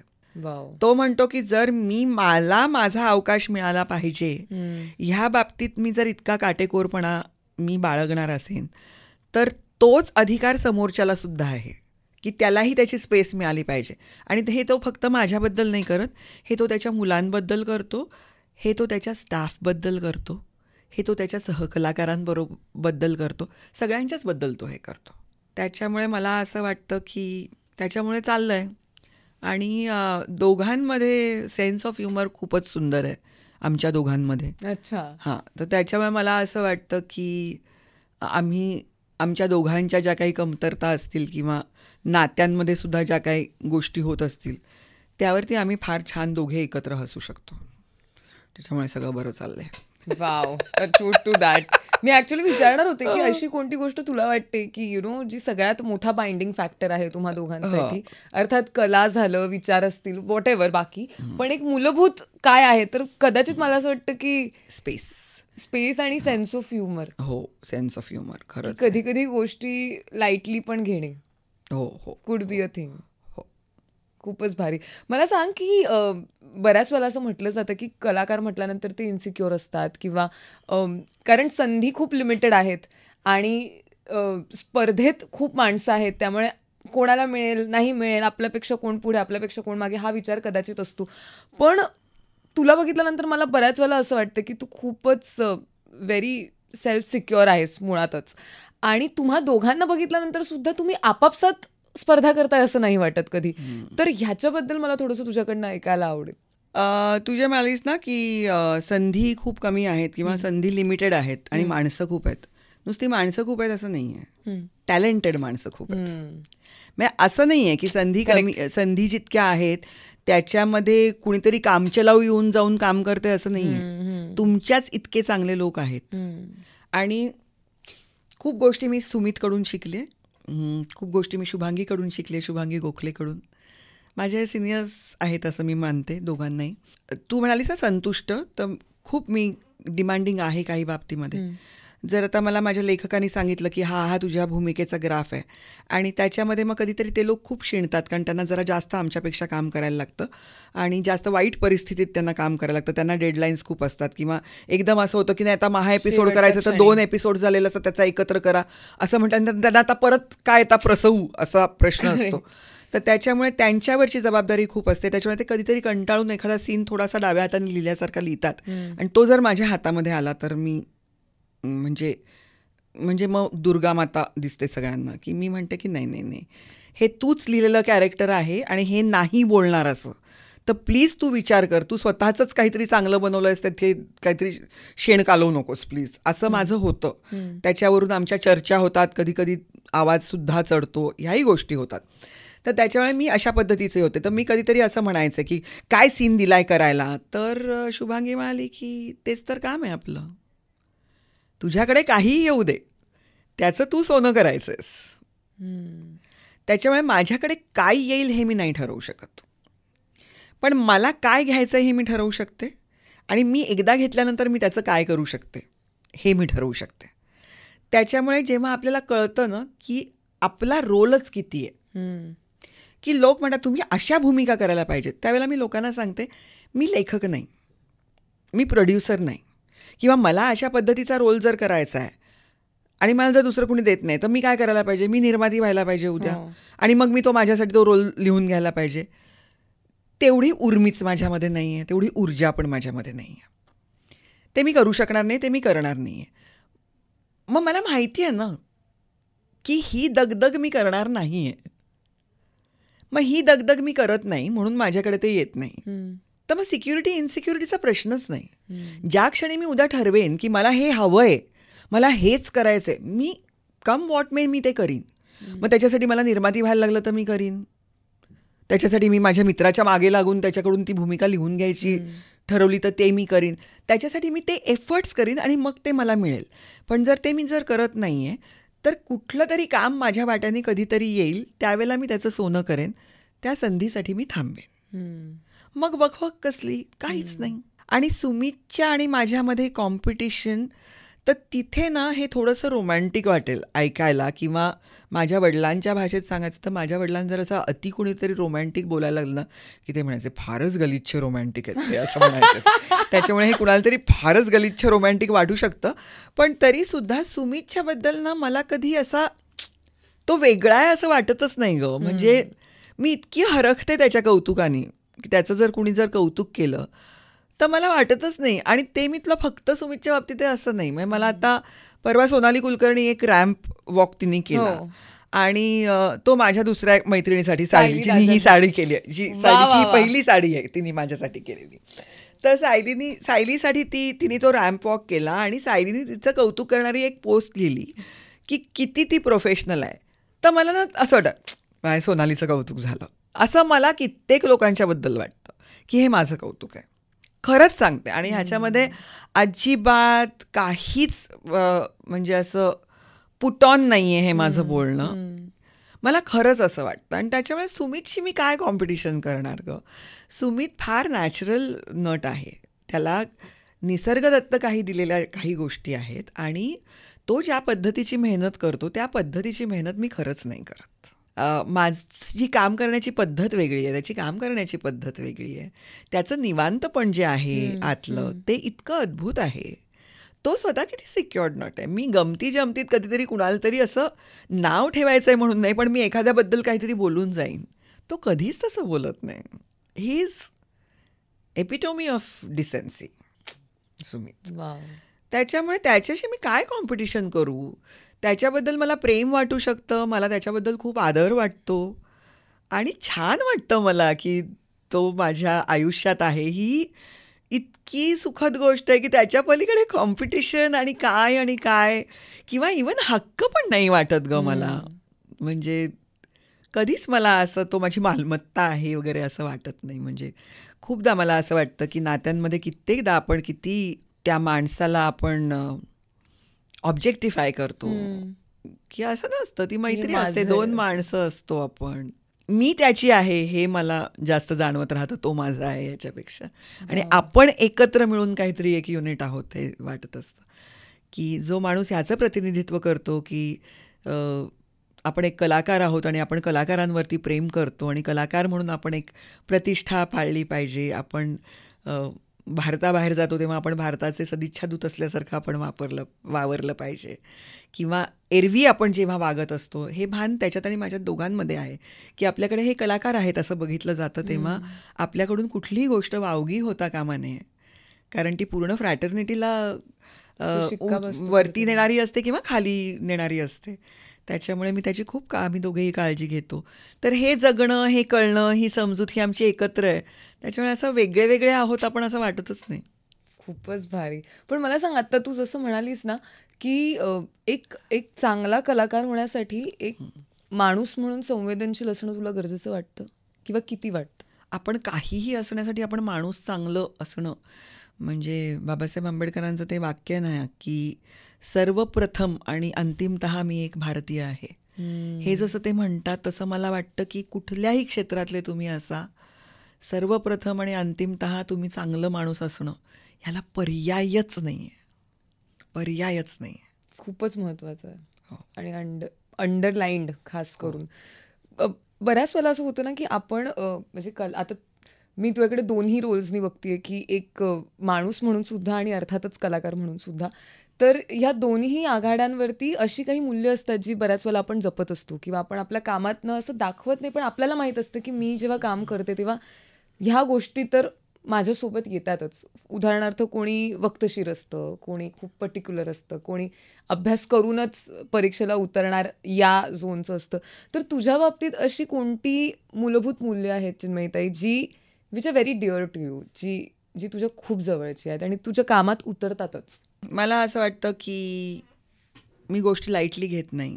मी गोष्टी गृहीत धरत नाही की माझी अशी पर्सनॅलिटी आहे तर मग काय हे तर चांगलंच करणार मी, हे तर दिसणारच. खूप ॲक्टर्स असे असतात आणि मला असं वाटतं की त्यांच्या खूप वेगळ्या सिक्युरिटीतून येत असेल. म्हणजे माझ्यातली ती इनसिक्युरिटी आहे की मला असं वाटतं की रोजचा दिवस मी सिन्सिअरली घालवते ना, मी प्रामाणिकपणे काम करते ना, ह्याच्याकडे मी स्वतःच खूप क्रिटिकली बघत असते. त्याच्यामुळे मी जर जाणार आहे कार्यक्रमाला, आज मी तुझ्याकडे येते आहे, तर माझी सकाळपासून तयारी असते त्याची की मी ज्ञानेश्वरीला ही वेळ दिली आहे, मला व्यवस्थित पोचायला पाहिजे तिथे.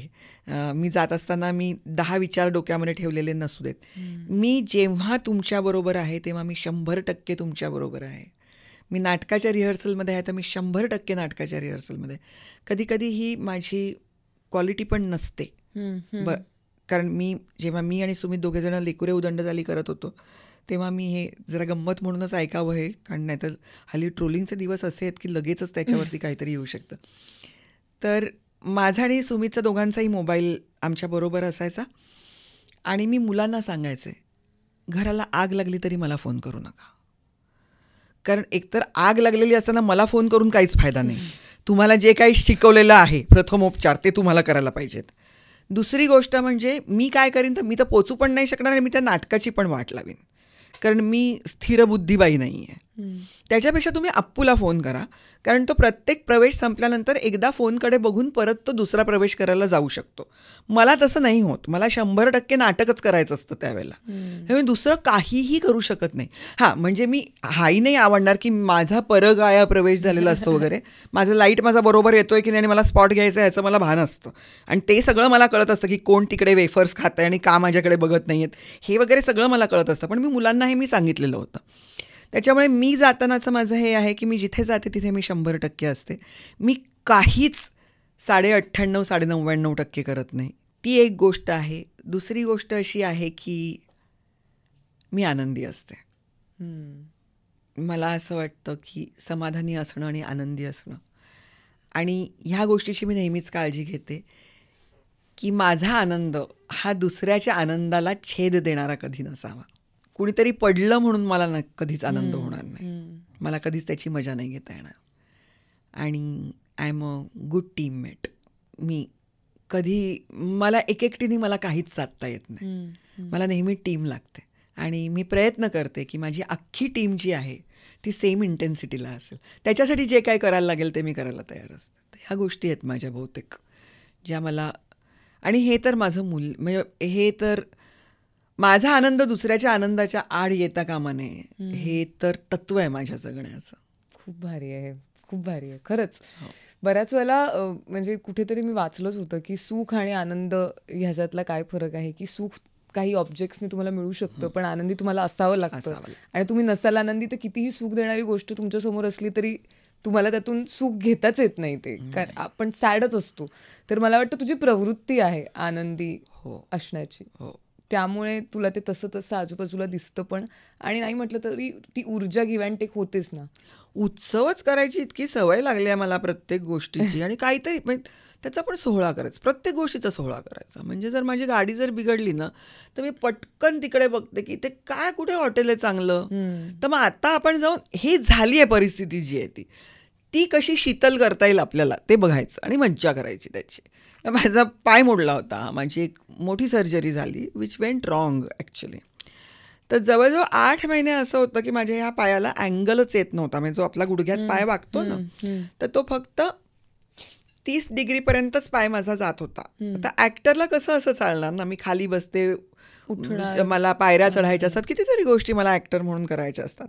तर त्यावेळेला असं झालं होतं की मी वॉकर सोडून आता चालूच शकणार नाही आहे बहुतेक माझ्या आयुष्यामध्ये.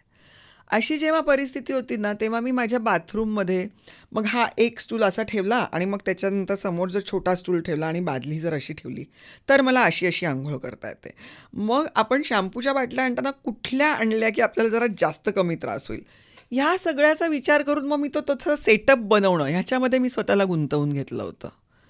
आणि मग आपल्याला दिवसातून 2दा जाऊन आपल्याला चालायची परवानगी आहे ना, मग 2दाच आपण ह्या गोष्टी करायच्यात आणि 20च मिनटं उभं राहायचं आहे. तर मग 20 मिनटामध्ये मी कुठले 3 पदार्थ करू शकेन ह्याचं प्लॅनिंग मी करत होते.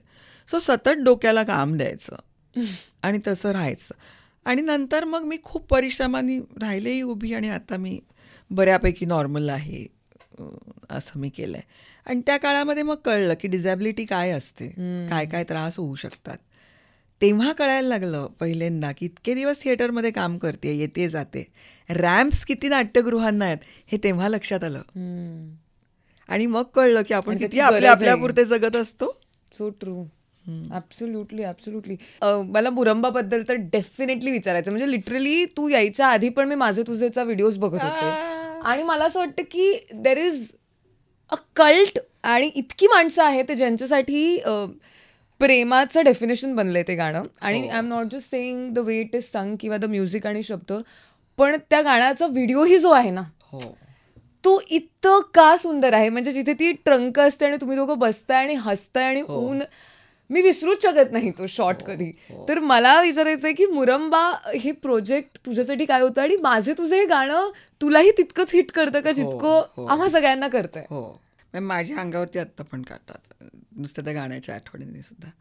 आणि मुरंबा हे सुद्धा असं ऐन वेळेला माझ्या पदरात पडलेलं फळ आहे.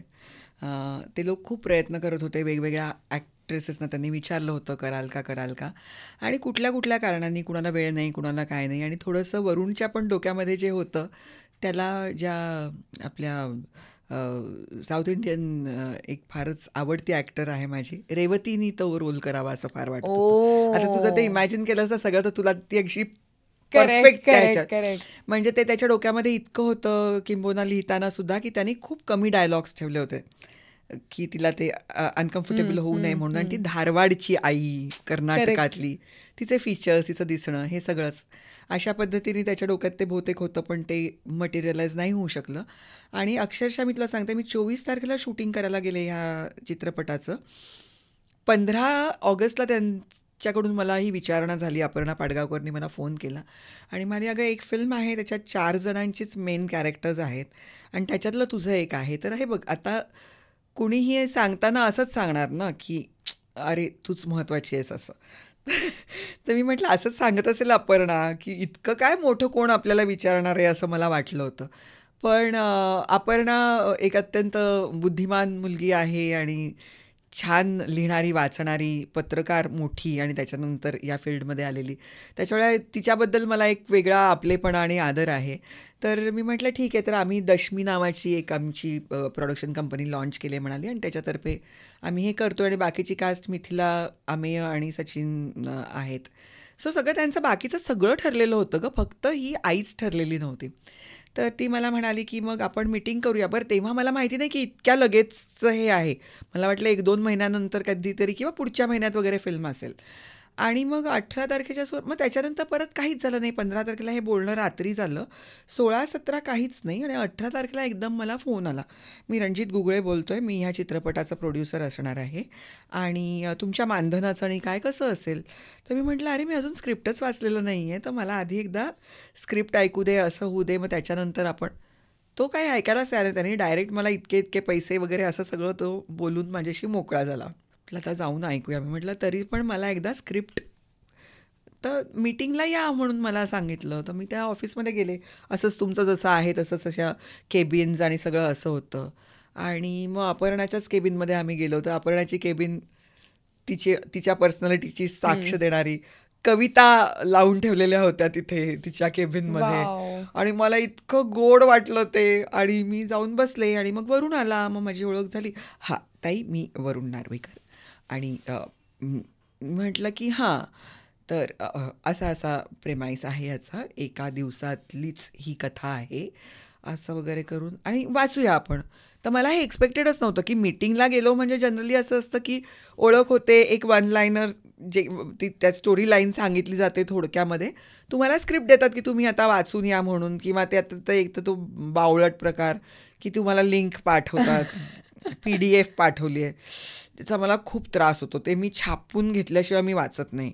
रोमन लिपीमध्ये जर मराठी लिहून पाठवलेलं असलं मला, तर मी ते स्क्रिप्टच हातात घेत नाही. तर मला ती अजून, मी ती हार्ड कॉपीवाली एक एन्शंट बाई असल्यामुळे, तर ते ह्याची सगळ्याचीच तयारी असते माझी मनाची हल्ली. तर मग ते किती गोड बोलत लोकांवरती वार करायचं तेही माझं थोडंसं ठरलेलं असतं. तर तो मला वाचूनच दाखवे. आणि तो वाचायला लागल्यानंतर मी गुंगले गं त्याच्यामध्ये. आणि तो फर्स्ट हाफ आला आणि तो मला काहीतरी चहा वगैरे, म्हटलं काही नको आहे, तू वाच पूर्ण. आणि ते वाचल्यानंतर मी अशी उभी राहिले. म्हटलं उभा राहा. तो उभा राहिला. म्हटलं मला मिठी मारायची तुला वरुण. म्हटलं प्लीज मिठी मारू. तर तो इतका ऑकवर्ड झाला की त्याला ते काही एक्सपेक्टेड नव्हतं की बाई काहीतरी असं म्हणेल. तो असं अशी काहीतरी त्यांनी खूप ऑकवर्ड, आणि मी अशी कर्कचून मिठी मारली वरुणला. आणि मी म्हटलं अरे काय करू मी तुझं. माझ्या मावशीचं आडनाव अष्टेकर, ती त्याच्यातली जी बाई आहे ती जान्हवी अष्टेकर माहेरची. माझा जन्म धारवाडचा आणि त्याच्यात ते धारवाड लिहिलेलं होतं. आणि सगळंच म्हणजे असं. आणि मग तो असा चिन्मयीताई त्याच्यात एक तो दोशाचा सीन आहे. तर मला विचारायचं होतं की तुम्ही डोसे घालू शकाल का. म्हटलं अरे अभिनयाच्या बाबतीत शंका आहे, डोसे निश्चित उत्तम घालेन. आणि मला माझ्या अशा मावस सासू, सासू, मावशी, आई अशा दिसत्याच की जाऊन तिथे तेच केलंस का असं विचारतायत मला. आणि खरंच म्हणजे तो इतका वेगळा प्रकल्प होता माझ्यासाठी. सचिन हा एक अत्यंत, ज्याला आपण असं म्हणू, डिअर रिस्पेक्टेड नट आहे माझा. आणि त्याच्याबरोबर काम करायला मिळालं म्हणजे आम्ही किती वर्षे एकमेकांना ओळखतोय, मित्र आहोत, पण आम्ही कधीच एकत्र काम केलेलं नव्हतं. ते पहिलं काम आमचं एकत्र. आणि तिथे ते जेव्हा गाणं आम्ही केलं ना तेव्हा चित्रपटाचं शूटिंग पूर्ण झालेलं होतं. आणि परत एकदा चित्रपटाच्या वेळेला मी जरा व्यवस्थित दिसत होते, बारीक बिरीक झालेली होते जरा. आणि मध्ये दिवस गेलेले होते तेव्हा परत पाठीचं दुखणं उफाळलं होतं. थोडे स्टिरॉइड्स घेतले गेले होते. त्याच्यामुळे तू बघितलंस आता, जर तू परत बघशील तर मुरांबामध्ये दिसणारी मी आणि गाण्यात दिसणारी मी थोडीशी सुचकट दिसते त्या गाण्यामध्ये. ती सगळी अस्वस्थता होती की आता मी तशी दिसणार नाही आहे प्रमोशनल गाणं करताना. ह्याची खूप खंत होती अगं माझ्या मनामध्ये. माझी मुलगी तेव्हा नेमकी त्या दिवशी आजारी होती. अशा वातावरणात मी ते करायला गेले होते एका दिवसात. आणि तो मला म्हणाला की मी अशी गेले होते, ती अशीच आपलं संपेल ना आजच्या दिवसात. हा माझा सूर होता, त्या दिवसाचा सूर. कारण मी इतकी वर्कडअप होते सगळ्या गोष्टींनी. आणि वरुणने माझ्याकडे बघितलं. एखादा माणूस निवळ शंख असतो म्हणजे काय, तो वरुण नार्वेकर आहे. एक वेगळीच शांती आहे त्या मुलामध्ये. आणि तो मला चिन्मयताई, आज जे आपण करणार आहोत ते गाणं तुला ऐकू. And that song did it for me. त्याने फक्त ते गाणं लावलं आणि मी एवढी शांत झाले. म्हटलं वरुण, आपण हे खूप छान करूया, हे खूप छान होणार आहे. तर तो मला हो ग होईलच हो. आणि मग मी मेकअपला गेले, ते गाणं मी चालू ठेवलं बाजूला. आणि त्याच्यानंतर लिपसिंग वगैरे असलं काहीच नव्हतं ना. बरोबर. आणि वरुणला काय वेगळीच ती फिल्म दिसत होती ग, जी आपण बघितली. ती आम्हाला दिसत नव्हती हं, पण एवढा विश्वास होता त्याच्यावरती. मिलिंद जोगचं काय काम आहे, काय रणजितचं काय काम आहे, या प्रोड्युसर्सचं काय काम आहे. म्हणजे आम्ही म्हणायचो की मॅच लावली ना तर 5 प्रोड्युसर्स आणि 4 ॲक्टर्स आहेत. तिथेच प्रोड्युसर्स जिंकतात. इतकी त्यांची संख्या होती. पण कुठेही त्यांच्यामध्ये कुठलेही मतभेद नाहीत. जी गोष्ट हवी ती आम्हाला मिळाली. आणि फारच ते काय वेगळंच झालं ग प्रोजेक्ट. हे असं परत परत नाही होत. पण ते गाणं करताना जिथे तुम्ही त्या घराला रिव्हिजिट करता आणि तुम्ही फक्त आहात आणि काय तुम्ही जस्ट तुमचं काहीतरी करताय, तेव्हा तुला काय वाटत होतं? तुला आठवतंय? तुला मी सांगू, मी ना एक माझी भारी गंमतशीर गोष्ट आहे, मी कुठल्याच पॉडकास्टमध्ये बहुतेक सांगितली नसेल. गंध, वास याच्याशी माझं फार नातं आहे. अच्छा. म्हणजे मला जर एखादा दिवस जर आठवायचा असेल तर तो दिवस, तर मला तो त्याच्या वासासकट आठवतो. मला स्वप्नामध्ये मला वास फील होतात. म्हणजे आईच्या स्वयंपाकघरात मी आहे असं म्हटलं की आईच्या स्वयंपाकघरात जाऊन मी आईशी बोलते असं जर मला स्वप्न पडलं तर मला तो वास येतो तिच्या स्वयंपाकघरातला. ही माझी एक वेगळी काहीतरी गोष्ट आहे. तर तसं मला ना त्या घरातच जेव्हा ते म्हणायला लागला तो की नॉस्टॅल्जिया आहे, यू आर रिव्हिजिटिंग समथिंग, तर ते गंध यायला लागले मला की काय असेल त्याचं बालपण, हे कसे तिथे जगले असतील त्या घरामध्ये. ज्या दिवशी तो TV आला असेल त्या दिवशी घरात उदबत्ती लावली असेल का तेव्हा सकाळच्या वेळेला, का गजरा घातला असेल मी. ह्या सगळ्या गोष्टी होत होत्या कारण तो ते तसं सांगत होता ना वरुण. आणि ते जे आहे ना त्याच्यात मी खळखळून हसली आहे बघ, तिथे सचिननी खरंच मला एक किस्सा सांगितला. तो मी आता सांगणार नाही आहे समीर चौगुले. बघ माझी डिसेन्सी, मी नाही सांगत आहे तुझ्या आयुष्यातला तो किस्सा. हे पाठवण्यात येईल. तर तो समीरच्या आयुष्यातला घडलेला किस्सा सचिननी मला तिथे सांगितला आणि मी खरंच ती खळखळून हसले. आणि ते ज्या सचिननी ज्या टाळ्या वाजवल्यात त्याच्यावरून समीरला कळला की तोच किस्सा त्यांनी सांगितलाय. हे काय कॉम्बिनेशन होतंय. ती अशी सगळी गंमत आहे ती. आणि कित्येक त्याच्यामधल्या ज्या गोष्टी आहेत ना त्या आम्ही ठरवलेल्याच नव्हत्या अगं. म्हणजे मी त्याच्याशी गप्पा मारता मारता मी खाली पाय ठेवलेत आणि त्याच्यात सचिननी माझ्या मांडीवरती डोकं ठेवलंय. हे आम्ही ठरवून केलेली गोष्ट नव्हती. पण त्यावेळेला it was not Sachin Khedekar आणि चिन्मयी सुमित. तर हीच तर त्याची मजा आहे, हीच तर माझ्या क्षेत्राची मजा आहे. खरंच. त्याच्यानंतर तो येतो, तो माझ्या खांद्यावरती हात ठेवतो आणि मी म्हणते की कुणीतरी शेजारून बघतंय. आणि ते मला हेही ठरवलेलं नव्हतं. गाण्यात. आणि त्याच्यानंतर मी त्याच्या खांद्यावरती मान ठेवले. हे आम्ही काहीच बोलून केलेलं नाहीये. आणि मी खरंच सांगते त्यावेळेला तुम्हाला म्हणजे खूप लोक असं म्हणतात ना ती केमिस्ट्री आणि हे आणि ते, ती केमिस्ट्री जी असते ना ती त्या व्यक्तीशी नसते, ती त्या भूमिकांची केमिस्ट्री असते. काही तेव्हा तुमचं त्या व्यक्तीबद्दलचं प्रेम उफाळून येत नसतं किंवा त्या व्यक्तीबद्दलचा राग नसतो. कारण मग कित्येकदा तरी असं असतं, म्हणजे मी बघितलंय हे, जे एकदा माझ्या एका जवळच्या मित्राच्या बाबतीतलं मी सांगतेय की तो आणि त्याची जी सहकलाकार आहे त्यांच्यामध्ये काहीतरी एक थोडासा एक इगोचा प्रश्न झाला होता. आणि त्याच्यानंतर जेव्हा ते सीन्स करायचे ना तेव्हा ते सुंदरच सीन्स करायचे. ही ना त्याची गंमत आहे, ही त्या कलेचीच गंमत आहे असं मला वाटतं फार. आणि त्यात जर म्हणजे तुमच्यात आणखीन तशी मैत्री पण असेल आणि ती वेगळी समजूत जर असेल तर मग ते सोने पे सुहागा.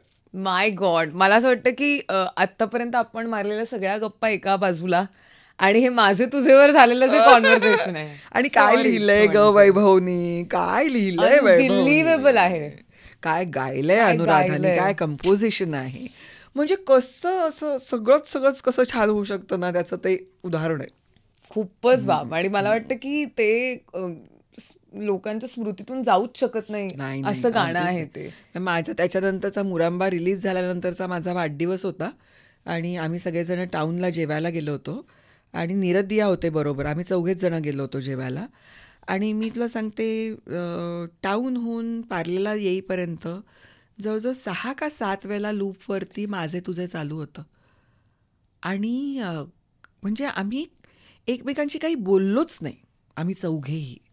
आणि हे इतकं अद्भुत आहे की एक 50शीला आलेले 2घे जण आम्ही आणि आमची मुलं यंग कितीतरी, आणि 4घांनाही तेच वाटतंय त्या गाण्याबद्दल, 4घांनाही ते तेवढाच आनंद देतंय. हे किती सुंदर आहे. 100%. हो. आणि योगायोग आहे की आज आपण म्हणजे ज्या दिवशी आम्ही हा एपिसोड शूट करतोय आज वरुण नार्वेकर यांचा वाढदिवस आहे. त्यामुळे वरुणला डेफिनेटली आता उचक्या लागल्या असतील. नक्कीच लागल्या असतील. आत्ताच सकाळी झालं. आणि दरवेळेला असं असतं की वरुणची आठवण आली ना की ती आठवण माझी अशी असते की माझं प्रेम तर खूप आहे त्याच्यावर, पण वरुण तू मुरांबा पार्ट 2 करत नाहीयेस. वा. म्हणजे ही फक्त आमचीच अपेक्षा नाहीये तर कलाकारांची ही अपेक्षा आहे, याची नोंद घेण्यात काय. वरुण पैशाच्या मागे लागला आणि सगळा गोंधळ झाला. वरुण दिलंय की खूप काढलीत माझी आठवण, आता पुढल्या विषयावरती जा असून नका काढू माझी आठवण. तू जरा गप्प बस. नाही पण आता अर्थातच मुरंबा तर झालाच, पण तुझं नुकतंच जे काम मला वाटतं की लोकांना खूप आवडतं ते म्हणजे नाटक आणि अस्तित्व. तर खूप वेगळंच, म्हणजे हे जर एका बाजूला एक अर्बन गोष्ट असेल तर ही अर्बन पण तरीही नॉट सो अर्बन अशी गोष्ट म्हणता येईल. आणि त्यातला जो, कारण मी ती एकांकिका होती तेव्हा पाहिलं होतं जेव्हा स्वप्नील निर्वासित जेव्हा, आणि त्या वर्षी सगळी अवॉर्ड्स, म्हणजे आत्ताही सगळी अवॉर्ड्स त्याला मिळतात, पण तेव्हा तर कॉलेजमध्ये असताना असं झालं की सगळ्या एकांकिका होतात पण हे काय होतं.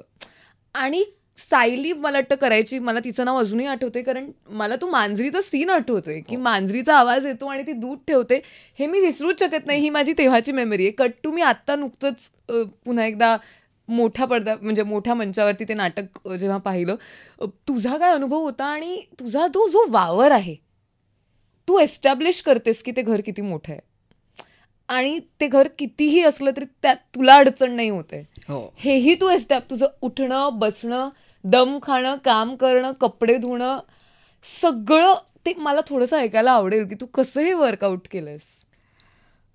परत मी तुला सांगेन की मी फार दिग्दर्शक शरण अशी अभिनेत्री आहे. मला माझा दिग्दर्शक जे सांगतो ते अल्टिमेट असतं माझ्यासाठी. मला कितीही काही सुचलं किंवा काहीही झालं तरी त्याच्यावरती जोपर्यंत त्याचं शिक्कामोर्तब होत नाही तोपर्यंत मी कुठली एकही फाजील गोष्ट करत नाही. प्रयोगाच्या निमित्ताने तुम्हाला काही काही गोष्टी मिळत जातात, ही गोष्ट वेगळी, पण तरीसुद्धा म्हणजे आता मी तुला सांगते की माझ्यासाठी हे खूप आवश्यक आहे असं होणं, की ते मला माझं आपलंसं वाटणं ती गोष्ट. त्याच्यासाठी सुद्धा मी तुला सांगते की कुणाच्या तरी प्रतिसादाची पण तुम्हाला त्याच्यामुळे सुद्धा तुम्हाला काही गोष्टी कळायला लागतात हळूहळू. एकदा शिल्पा नवलकर आमच्या एका नाटकाला आली होती. कथा अरुणाची नावाचं मी नाटक करायचे. अरुणा शानबागच्या लाईफ स्टोरीवरती ते नाटक होतं. आणि ती म्हणाली की पडदा जेव्हा उघडतो तेव्हा चिन्मयी मला फिनाईल आणि डेटॉलचा वास आला. KEMचा वॉर्ड दाखवला होता तो. इतकं यथार्थ जर नेपथ्य असेल तर तशीच तुमची भूमिका पण असली पाहिजे. निलिमा जांगडा नावाच्या एक पत्रकार होत्या, तेव्हा त्यांनी माझ्याबद्दल लिहिताना त्यांनी हे केलं होतं की मला असं वाटलं की चिन्मयी म्हणजे तिचं घड्याळ बघणं, तिचं चालणं, तिचं गणवेश स्वतःचा कॅरी करणं, ह्याच्यातून मला असं वाटलं की ती नर्स असणारच कधीतरी. नर्सिंगचं तिने काहीतरी केलं असणार. हे सगळ्यात मोठं कॉम्प्लिमेंट होतं, कारण मला असं वाटतं की तुम्ही जे समोर उभं करणार आहात हे मेक बिलीव्हचंच जग असतं. पण ते तुम्हाला इतकं तंतोतंत करायला पाहिजे की नुसता विश्वास बसून म्हणजे विश्वासार्हता तुमची काय आहे नट म्हणून ही तुम्हाला रोज सिद्ध करायला लागते. ती गृहीत नाही धरतायत की त्यांनी ठरवलंय की तू चांगली नटी आहेस तर ते ठरवून येणार आहेत आणि मग तू काहीही कर, असं नाही चालत. ती रोज प्रत्येक क्षण माझ्या परफॉर्मन्समध्ये मला ती सिद्ध करावी लागते. आणि मग जर मी आव्हान घेतलं असेल, पत्करलं असेल, तर त्याच्यासाठी तुला किती द्यायला पाहिजे. म्हणजे तुला मी सांगते की मी ते एक पातेलेमध्ये पाणी तापवते असं आहे त्याच्यामध्ये. तर मला एक दिवस माहिती तिथे नव्हतं, पण मला असं वाटलं की झाकण नव्हतं ना, तर पाखरू पडलं असू शकतं त्याच्यात, एखादं कुठलं तरी चिलट पडलेलं असू शकतं. आंघोळीच्या पाण्यात जर ते मला दिसलं तर मी ते काढून टाकणार ना बाहेर एरवीच्या आयुष्यात. तर ती तशी जागा सुचली आणि मी ती केली. तसं मला दिसतं ते घर. मी ते खूप करते असं नाही, ते तसं होतं आणि ते तसं व्हायला हवं. नाही तर मग काहीच जर मी म्हणत असेन, कारण मला कॅप्शन नाही ना टाकतायत की मी इथे ह्याच खोलीत 30 वर्ष काढलीत. आपण वेब सिरीज किंवा एखादी सिरीज बघताना 6 years later, 1 year back असं जसं टाकतो तसं मला इथे काहीच सोय नाही ना. त्याच्यामुळे मी जे आत्ता वावरते त्याच्यात ते जर नाही आलं मागचं तर मजाच नाही. आणि हे काय माझं मला आलं आहे का, तर नाही. मी अशी कामं करणारे खूप लोक बघितलेत. माझ्यापेक्षा खूप चांगलं काम करणाऱ्या लोकांना मी बघितलं आहे. त्याच्यातून मी त्या छोट्या छोट्या गोष्टी शिकले. आणि मला वाटतं म्हणजे मी तुला सांगते, मला ते घर खरंच माझं वाटतं. मला ती तेवढी जी जागा आहे ना माझी, ती माझी आहे असं मला होतं. म्हणजे एखाद दिवस मध्ये एकदा असं झालं की बॅकस्टेजवाली व्यक्ती बदलली, त्याच्यामुळे त्यांनी तो कुकर ठेवायचा राहूनच गेला तिकडे. किंवा ती काकडी चिरत होती तर ती वळली आणि ते सगळं खाली पडलं. तर आता ते तसंच टाकून देऊन सीन कसा पुढे चालणार. कुणाच्या तरी ते पायात येईल किंवा काहीतरी होईल. तर एक काम हिला धड करायची सवय नाही. कधी आयशीच्या हाताखाली काम केलं तर खरं ना. असं करून मी ते सगळं उचललं, ते टाकलं जागच्या जागी. जर मी समजलेच नाही की ते घर माझं आहे तर मला हे करताच येणार नाही. ती भाषा माझी व्हायला पाहिजे, कारण त्याच्यात जर 4-2 वेगळं जर बोलायचं, ओ शिट हे काय झालं असं जर मी म्हटलं तर कसं चालेल. बरोबर. त्याच्यामुळे मला असं वाटतं की ते, आणि ते तसं म्हणजे स्वप्नीलनी मला नेऊन दाखवलं पण ना गं त्या लोकांचं जगणं. चल तू माझ्याबरोबरचं. अर्थात मी IAS ऑफिसरची मुलगी होते. प्रत्येक वेळेला आमच्या घराच्या शेजारी, मुंबईतली जी घरं असायची, आमच्या फ्लॅटच्या शेजारी एक खोली असायची जी सर्वंट क्वार्टर असायचं, तिथे ते लोक राहायचे. बरं ती गंमत कशी असते बघ, साहेबाचा मुलगा ज्या शाळेत जातो त्याच शाळेत जवळजवळ त्या मुलाला त्यांना पाठवायचं असतं. कारण साहेबांचा मुलगा इंग्लिश शिकतो तसं आपला मुलगा पण इंग्लिश शिकू दे. सो कुठल्या तरी तिकडच्या वस्ती माझी तीच आहे. तोही मलबार हिलला राहतो, मीही मलबार हिलला राहते. पण मी साहेबाच्या घरात राहत असते आणि तो सर्वंट क्वार्टरमध्ये राहत असतो. त्याच्यामुळे हे सगळं बघितलेलंच होतं. आणि मग त्या खोलीमधला तो उकाडा, तो दमट वास, हे सगळ्या सकटच तुम्ही उभे राहता ग तिकडे. कारण तो मला घेऊन गेला होता. मी गेले होते, मी किती सफाई कामगारांना मी भेटले, त्यांच्या मुलांशी बोलले, गप्पा मारल्या. अगं एकेका घरामध्ये असे मेडल्स त्या मुलांची, कारण ते राहत तिथे जरी असतील ना तरी सुद्धा त्यांची इच्छा आहे तिथून बाहेर पडायची. काय मेहनत करतात मुलं. त्याच्यामुळे ते सगळं मला वाटतं की ते तसंच त्याच्यातून आलं. कारण प्रत्येक वेळेला मला असं वाटतं की जगण्याचं एक दालन तुम्हाला उघडतं, त्याच्यातून तुम्ही किती घ्याल आणि किती मांडाल. ऍब्सोल्युटली. आणि त्यामुळे ते इतकं जिवंत होतं, ते पोचतं. हो. आणि ऑफकोर्स तुझ्यासोबत भरत सरांचा वावर. भरत तर आलाय ना तिथून, त्याच्यामुळे त्याच्याकडून पण किती इनपुट्स मिळाले की चिन्मयी ती हे नाही करणार, चिन्मयी ती ते नाही करणार. आणि ते उभं राहतं म्हणजे खरंच. आणि अत्यंत महत्वाचं नाटक आहे. मुलं दोन्ही दोन्ही. प्रत्येकाचं आहे ग कॉन्ट्रीब्युशन. आणि प्रत्येकाच्या स्वभावाचं आणि वयोगटाचं रेप्रेझेंटेशन सुद्धा आहे. आणि दुसरं, माझी पर्सनॅलिटी थोडी स्ट्रॉंग आहे. I have broad shoulders. मी एरवी कशी राहते, थोडंसं एक वेगळ्या पद्धतीचं सोफेस्टिकेशन, बोलणं, या गोष्टी इतक्या त्या भूमिकेला मारकच होत्या खरं. त्याच्यामुळे मला पहिलं ती तोडमोड करायला लागली. कारण मी कशी दिसणार ग, मी कशी किरकोळ. सायलीला तू बघितलं असशील, सायलीच्या दिसण्यातच सगळं जातं. तिची इथली हाडं दिसायची आणि तिचं ते ब्लाऊज इथपर्यंतच आणि तिचं ते तिचं अर्ध काम तिकडे होत पण होतं ग, किती ऑथेंटिकली तशी वाटण्यामध्ये. मला की तुम्ही मला विसरून जाती, मी नाहीये, ह्याच्यासाठी मला आणखीन 10 पावलं चालणं आवश्यक होतं. ऍब्सोल्युटली. आणि खूपच भारी नाटक आहे. म्हणजे आता तुमचे प्रयोग जर पुन्हा होणार असतील लवकरच, तर जितक्या लोकांनी पाहिलं नाहीये तितक्या लोकांनी आवर्जून बघणे करावे खरंच यावं ह्या नाटकाला. कारण मला खूप असं वाटतं हल्ली हळूहळू आपण फार आत्मकेंद्रित होत चाललोय. म्हणजे पूर्वी असं होतं की मजल्यावरती पोरं खेळत असायची, कुठला दरवाजा उघडा असेल तिकडे जाऊन ती जेवायची, कोण काय जेवतंय, काय करतंय, काही कळायचं पण नाही, असं सगळं एकीकडे वातावरण होतं. प्रत्येकाची आडई अडचणी एकमेकांना माहिती असायच्या, असे आपण सगळे मिळून जगत होतो. आणि आत्ता मात्र इतके आपण, मी, माझी मुलं, माझं घर, माझं स्टेटस, याच्यामध्ये इतके होत ना की शेजार कसा जगतोय, how the other half lives, ह्याच्याबद्दल आपल्याला पडलेलीच नाही आहे काही. आपण असे जगतोय, एक वेळ चालेल, पण तुमची मुलं अशी जगू देऊ नका. त्यांना कळलं पाहिजे की जग कसं आहे आणि ते फक्त असं एकजिन्सी नाही आहे, एकारलेलं नाही आहे, ते असं खूप वेगळं वेगळं आहे. आणि ही विविधताच आहे जी आपल्याला प्राणपणाने जपायची, कारण तेच आपलं वैशिष्ट्य आहे. आणि त्याच्यासाठी तुम्हाला बघितलंच पाहिजे की सगळा समाज कसा जगतो, प्रत्येक वर्ग कसा जगतो. आणि ते तुम्हाला जाऊन त्यांचं जगणं जर बघणं शक्य नसेल तर ते अशा निमित्ताने तरी ते जगणं बघा. खरंच ती जाणीव पण महत्वाची आहे. ऍब्सोल्युटली. तुझ्यासोबत खूप बोलता येण्यासारखं आहे खरं तर, पण नाही, पण मला खरंच खूप मजा आली आहे. जाता जाता मला हे विचारायचं तुला डेफिनेटली की चिन्मयीताई, तुझी प्रवृत्ती आनंदी आहे हे आतापर्यंत आम्हाला कळलंय, ते दिसतंय सुद्धा. पण अशा कोणत्या छोट्या गोष्टी आहेत ज्या तुला खूप खूप आनंद देऊन जातात, तुला खूप मजा येते ते करायला, तुला खूप भारी वाटतं? मग ते एखादं फुल बघणं असेल, काही असू शकतं, हे मी जस्ट एक उदाहरण दिलं. पण मला कुणीतरी त्यांच्यापेक्षा असमर्थ कुणाची तरी काळजी घेते हे बघताना मला खूप आनंद होतो. म्हणजे मला रस्त्यावरून जाताना कुणीतरी कुत्र्याचं पिल्लू मध्ये आलेलं असतं, तेव्हा कुणीतरी पुढे होऊन त्याला माझ्या आधी बाजूला करतं, हे मी बघितलं की मला असं वाटतं हे आश्वासक आहे की असंच कुणाला तरी आणखीनही वाटतंय. मला मुलं त्यांच्या मनाप्रमाणे जगतायत हे बघताना मला खूप आनंद होतो. वाव. ते ठरवतात, ते बघतात, ते एखाद्या गोष्टीला नकार देतात, ते एखाद्या गोष्टीच्या मागे उभे राहतात. लोक आपली भूमिका मांडतात, घेतात न कचरता, हे बघताना मला खूप आनंद होतो. जात, आडनावं ह्याच्यामध्ये अडकून न पडता, कुणीतरी एखादी बाई म्हणते की मी माझ्या मुलाचं नाव फक्त त्याचं नाव आणि आमच्या दोघांची नावं लावणार आहे, आम्ही आडनाव नाकारतोय, आम्ही जात नाकारतोय, असं माझ्या एका मैत्रिणीने केलंय. ते बघताना मला असं वाटतं की हे माझ्या पुढे 4 पावलं आहेत, जे असं म्हणतात की ते माझ्याकडे आदर्श म्हणून बघतात, पण मी त्यांच्याकडे आदर्श म्हणून बघू शकते, तेव्हा मला खूप आनंद होतो.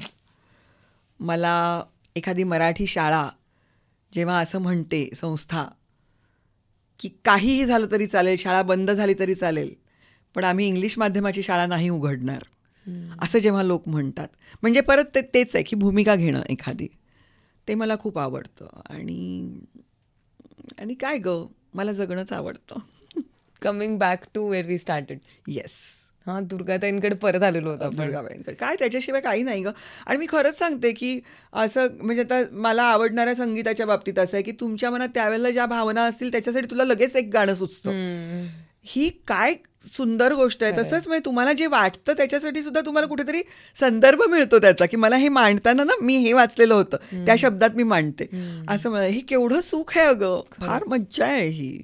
खरंच ऍब्सोल्युटली. आणि मला तितकीच मजा तुझ्याशी गप्पा मारून आली आहे, तुझं ऐकून आली आहे. खरं तर मला खूप दिवसांपासून तुला बोलवायचं होतं आणि मला आता खरंच खूप आनंद होतोय की फायनली हे झालंय. आणि हे पूर्ण झालंय असं मी नाही म्हणणार. हा एक छोटा पॉज आहे आता, हा एपिसोड संपणं. बिकॉज किती गोष्टी आहेत यार. म्हणजे मी खरं सांगते, मी काय काय काढलेलं ना ते तर आता ते तसंच आहे. त्यातलं मी काय विचारलं नाही विचारलं हे मी विसरले. कारण कारण तू इतकं बोललीस चिन्मय की मी विसरूनच गेले असं झालंय. हे इतकं इकडे जे होत होतं ते इतकं छान होतं की ते त्याला बाजूला ठेवून काहीतरी प्रश्न आपण ठरवलेले हे विचार हे सगळं गेलं कुठच्या कुठे. त्यामुळे मला खूप भारी वाटलंय. मला 4 गोष्टी खरंच मी घेऊन चालली आहे या आपल्या कॉन्व्हर्सेशन मधून. आणि तुला सतत वेगवेगळ्या ठिकाणी बघायला मला खूप आवडेल. परफॉर्म करत नसतील तरी प्रेक्षकांमध्ये बघायलाही आवडेल. It will be a treat to have a co audience. हो अगं, मला तर एवढी मजा येते. मी आणि शिल्पा नवलकर आम्ही जास्त करून ना आम्ही कधीच कुठल्या कॅफेत भेटलेले नाही आहोत. आम्ही फोन करून गप्पा नाही मारत. पण आम्ही नाटकाला आपण एकत्र एका वेळेला नाटक बघतोय. मी शेजारी पण नसतो बसलेलो, पण आपण हे बघितलं आपण एकत्र. ह्याचं छान वाटतं. त्याच प्रयोगात होतो आपण. अगदी अगदी अगदी absolutely. Thank you so much. Thank you so much Dnyaneshwari. मला पण खूप मजा आली. Lovely team, lovely place. कारण खूपदा असं होतं ग की आपण लाख काहीतरी बोलणार असतो पण तसं वातावरणच नसतं आणि मग काय खुलतच नाही.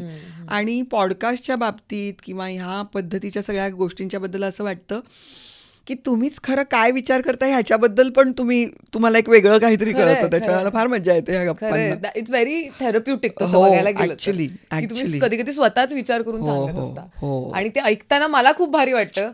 कारण मला काय काय काय काय मिळत असतं इथे. त्यामुळे थँक्यू सो मच. येस. आणि तुझी आनंदी प्रवृत्ती आम्हा सगळ्यांना आमच्याही आयुष्यात कुठे ना कुठेतरी वापरता येऊ ही सदिच्छा. Yes yes. भेटूच लवकर. येस. थँक्यू. थँक्यू.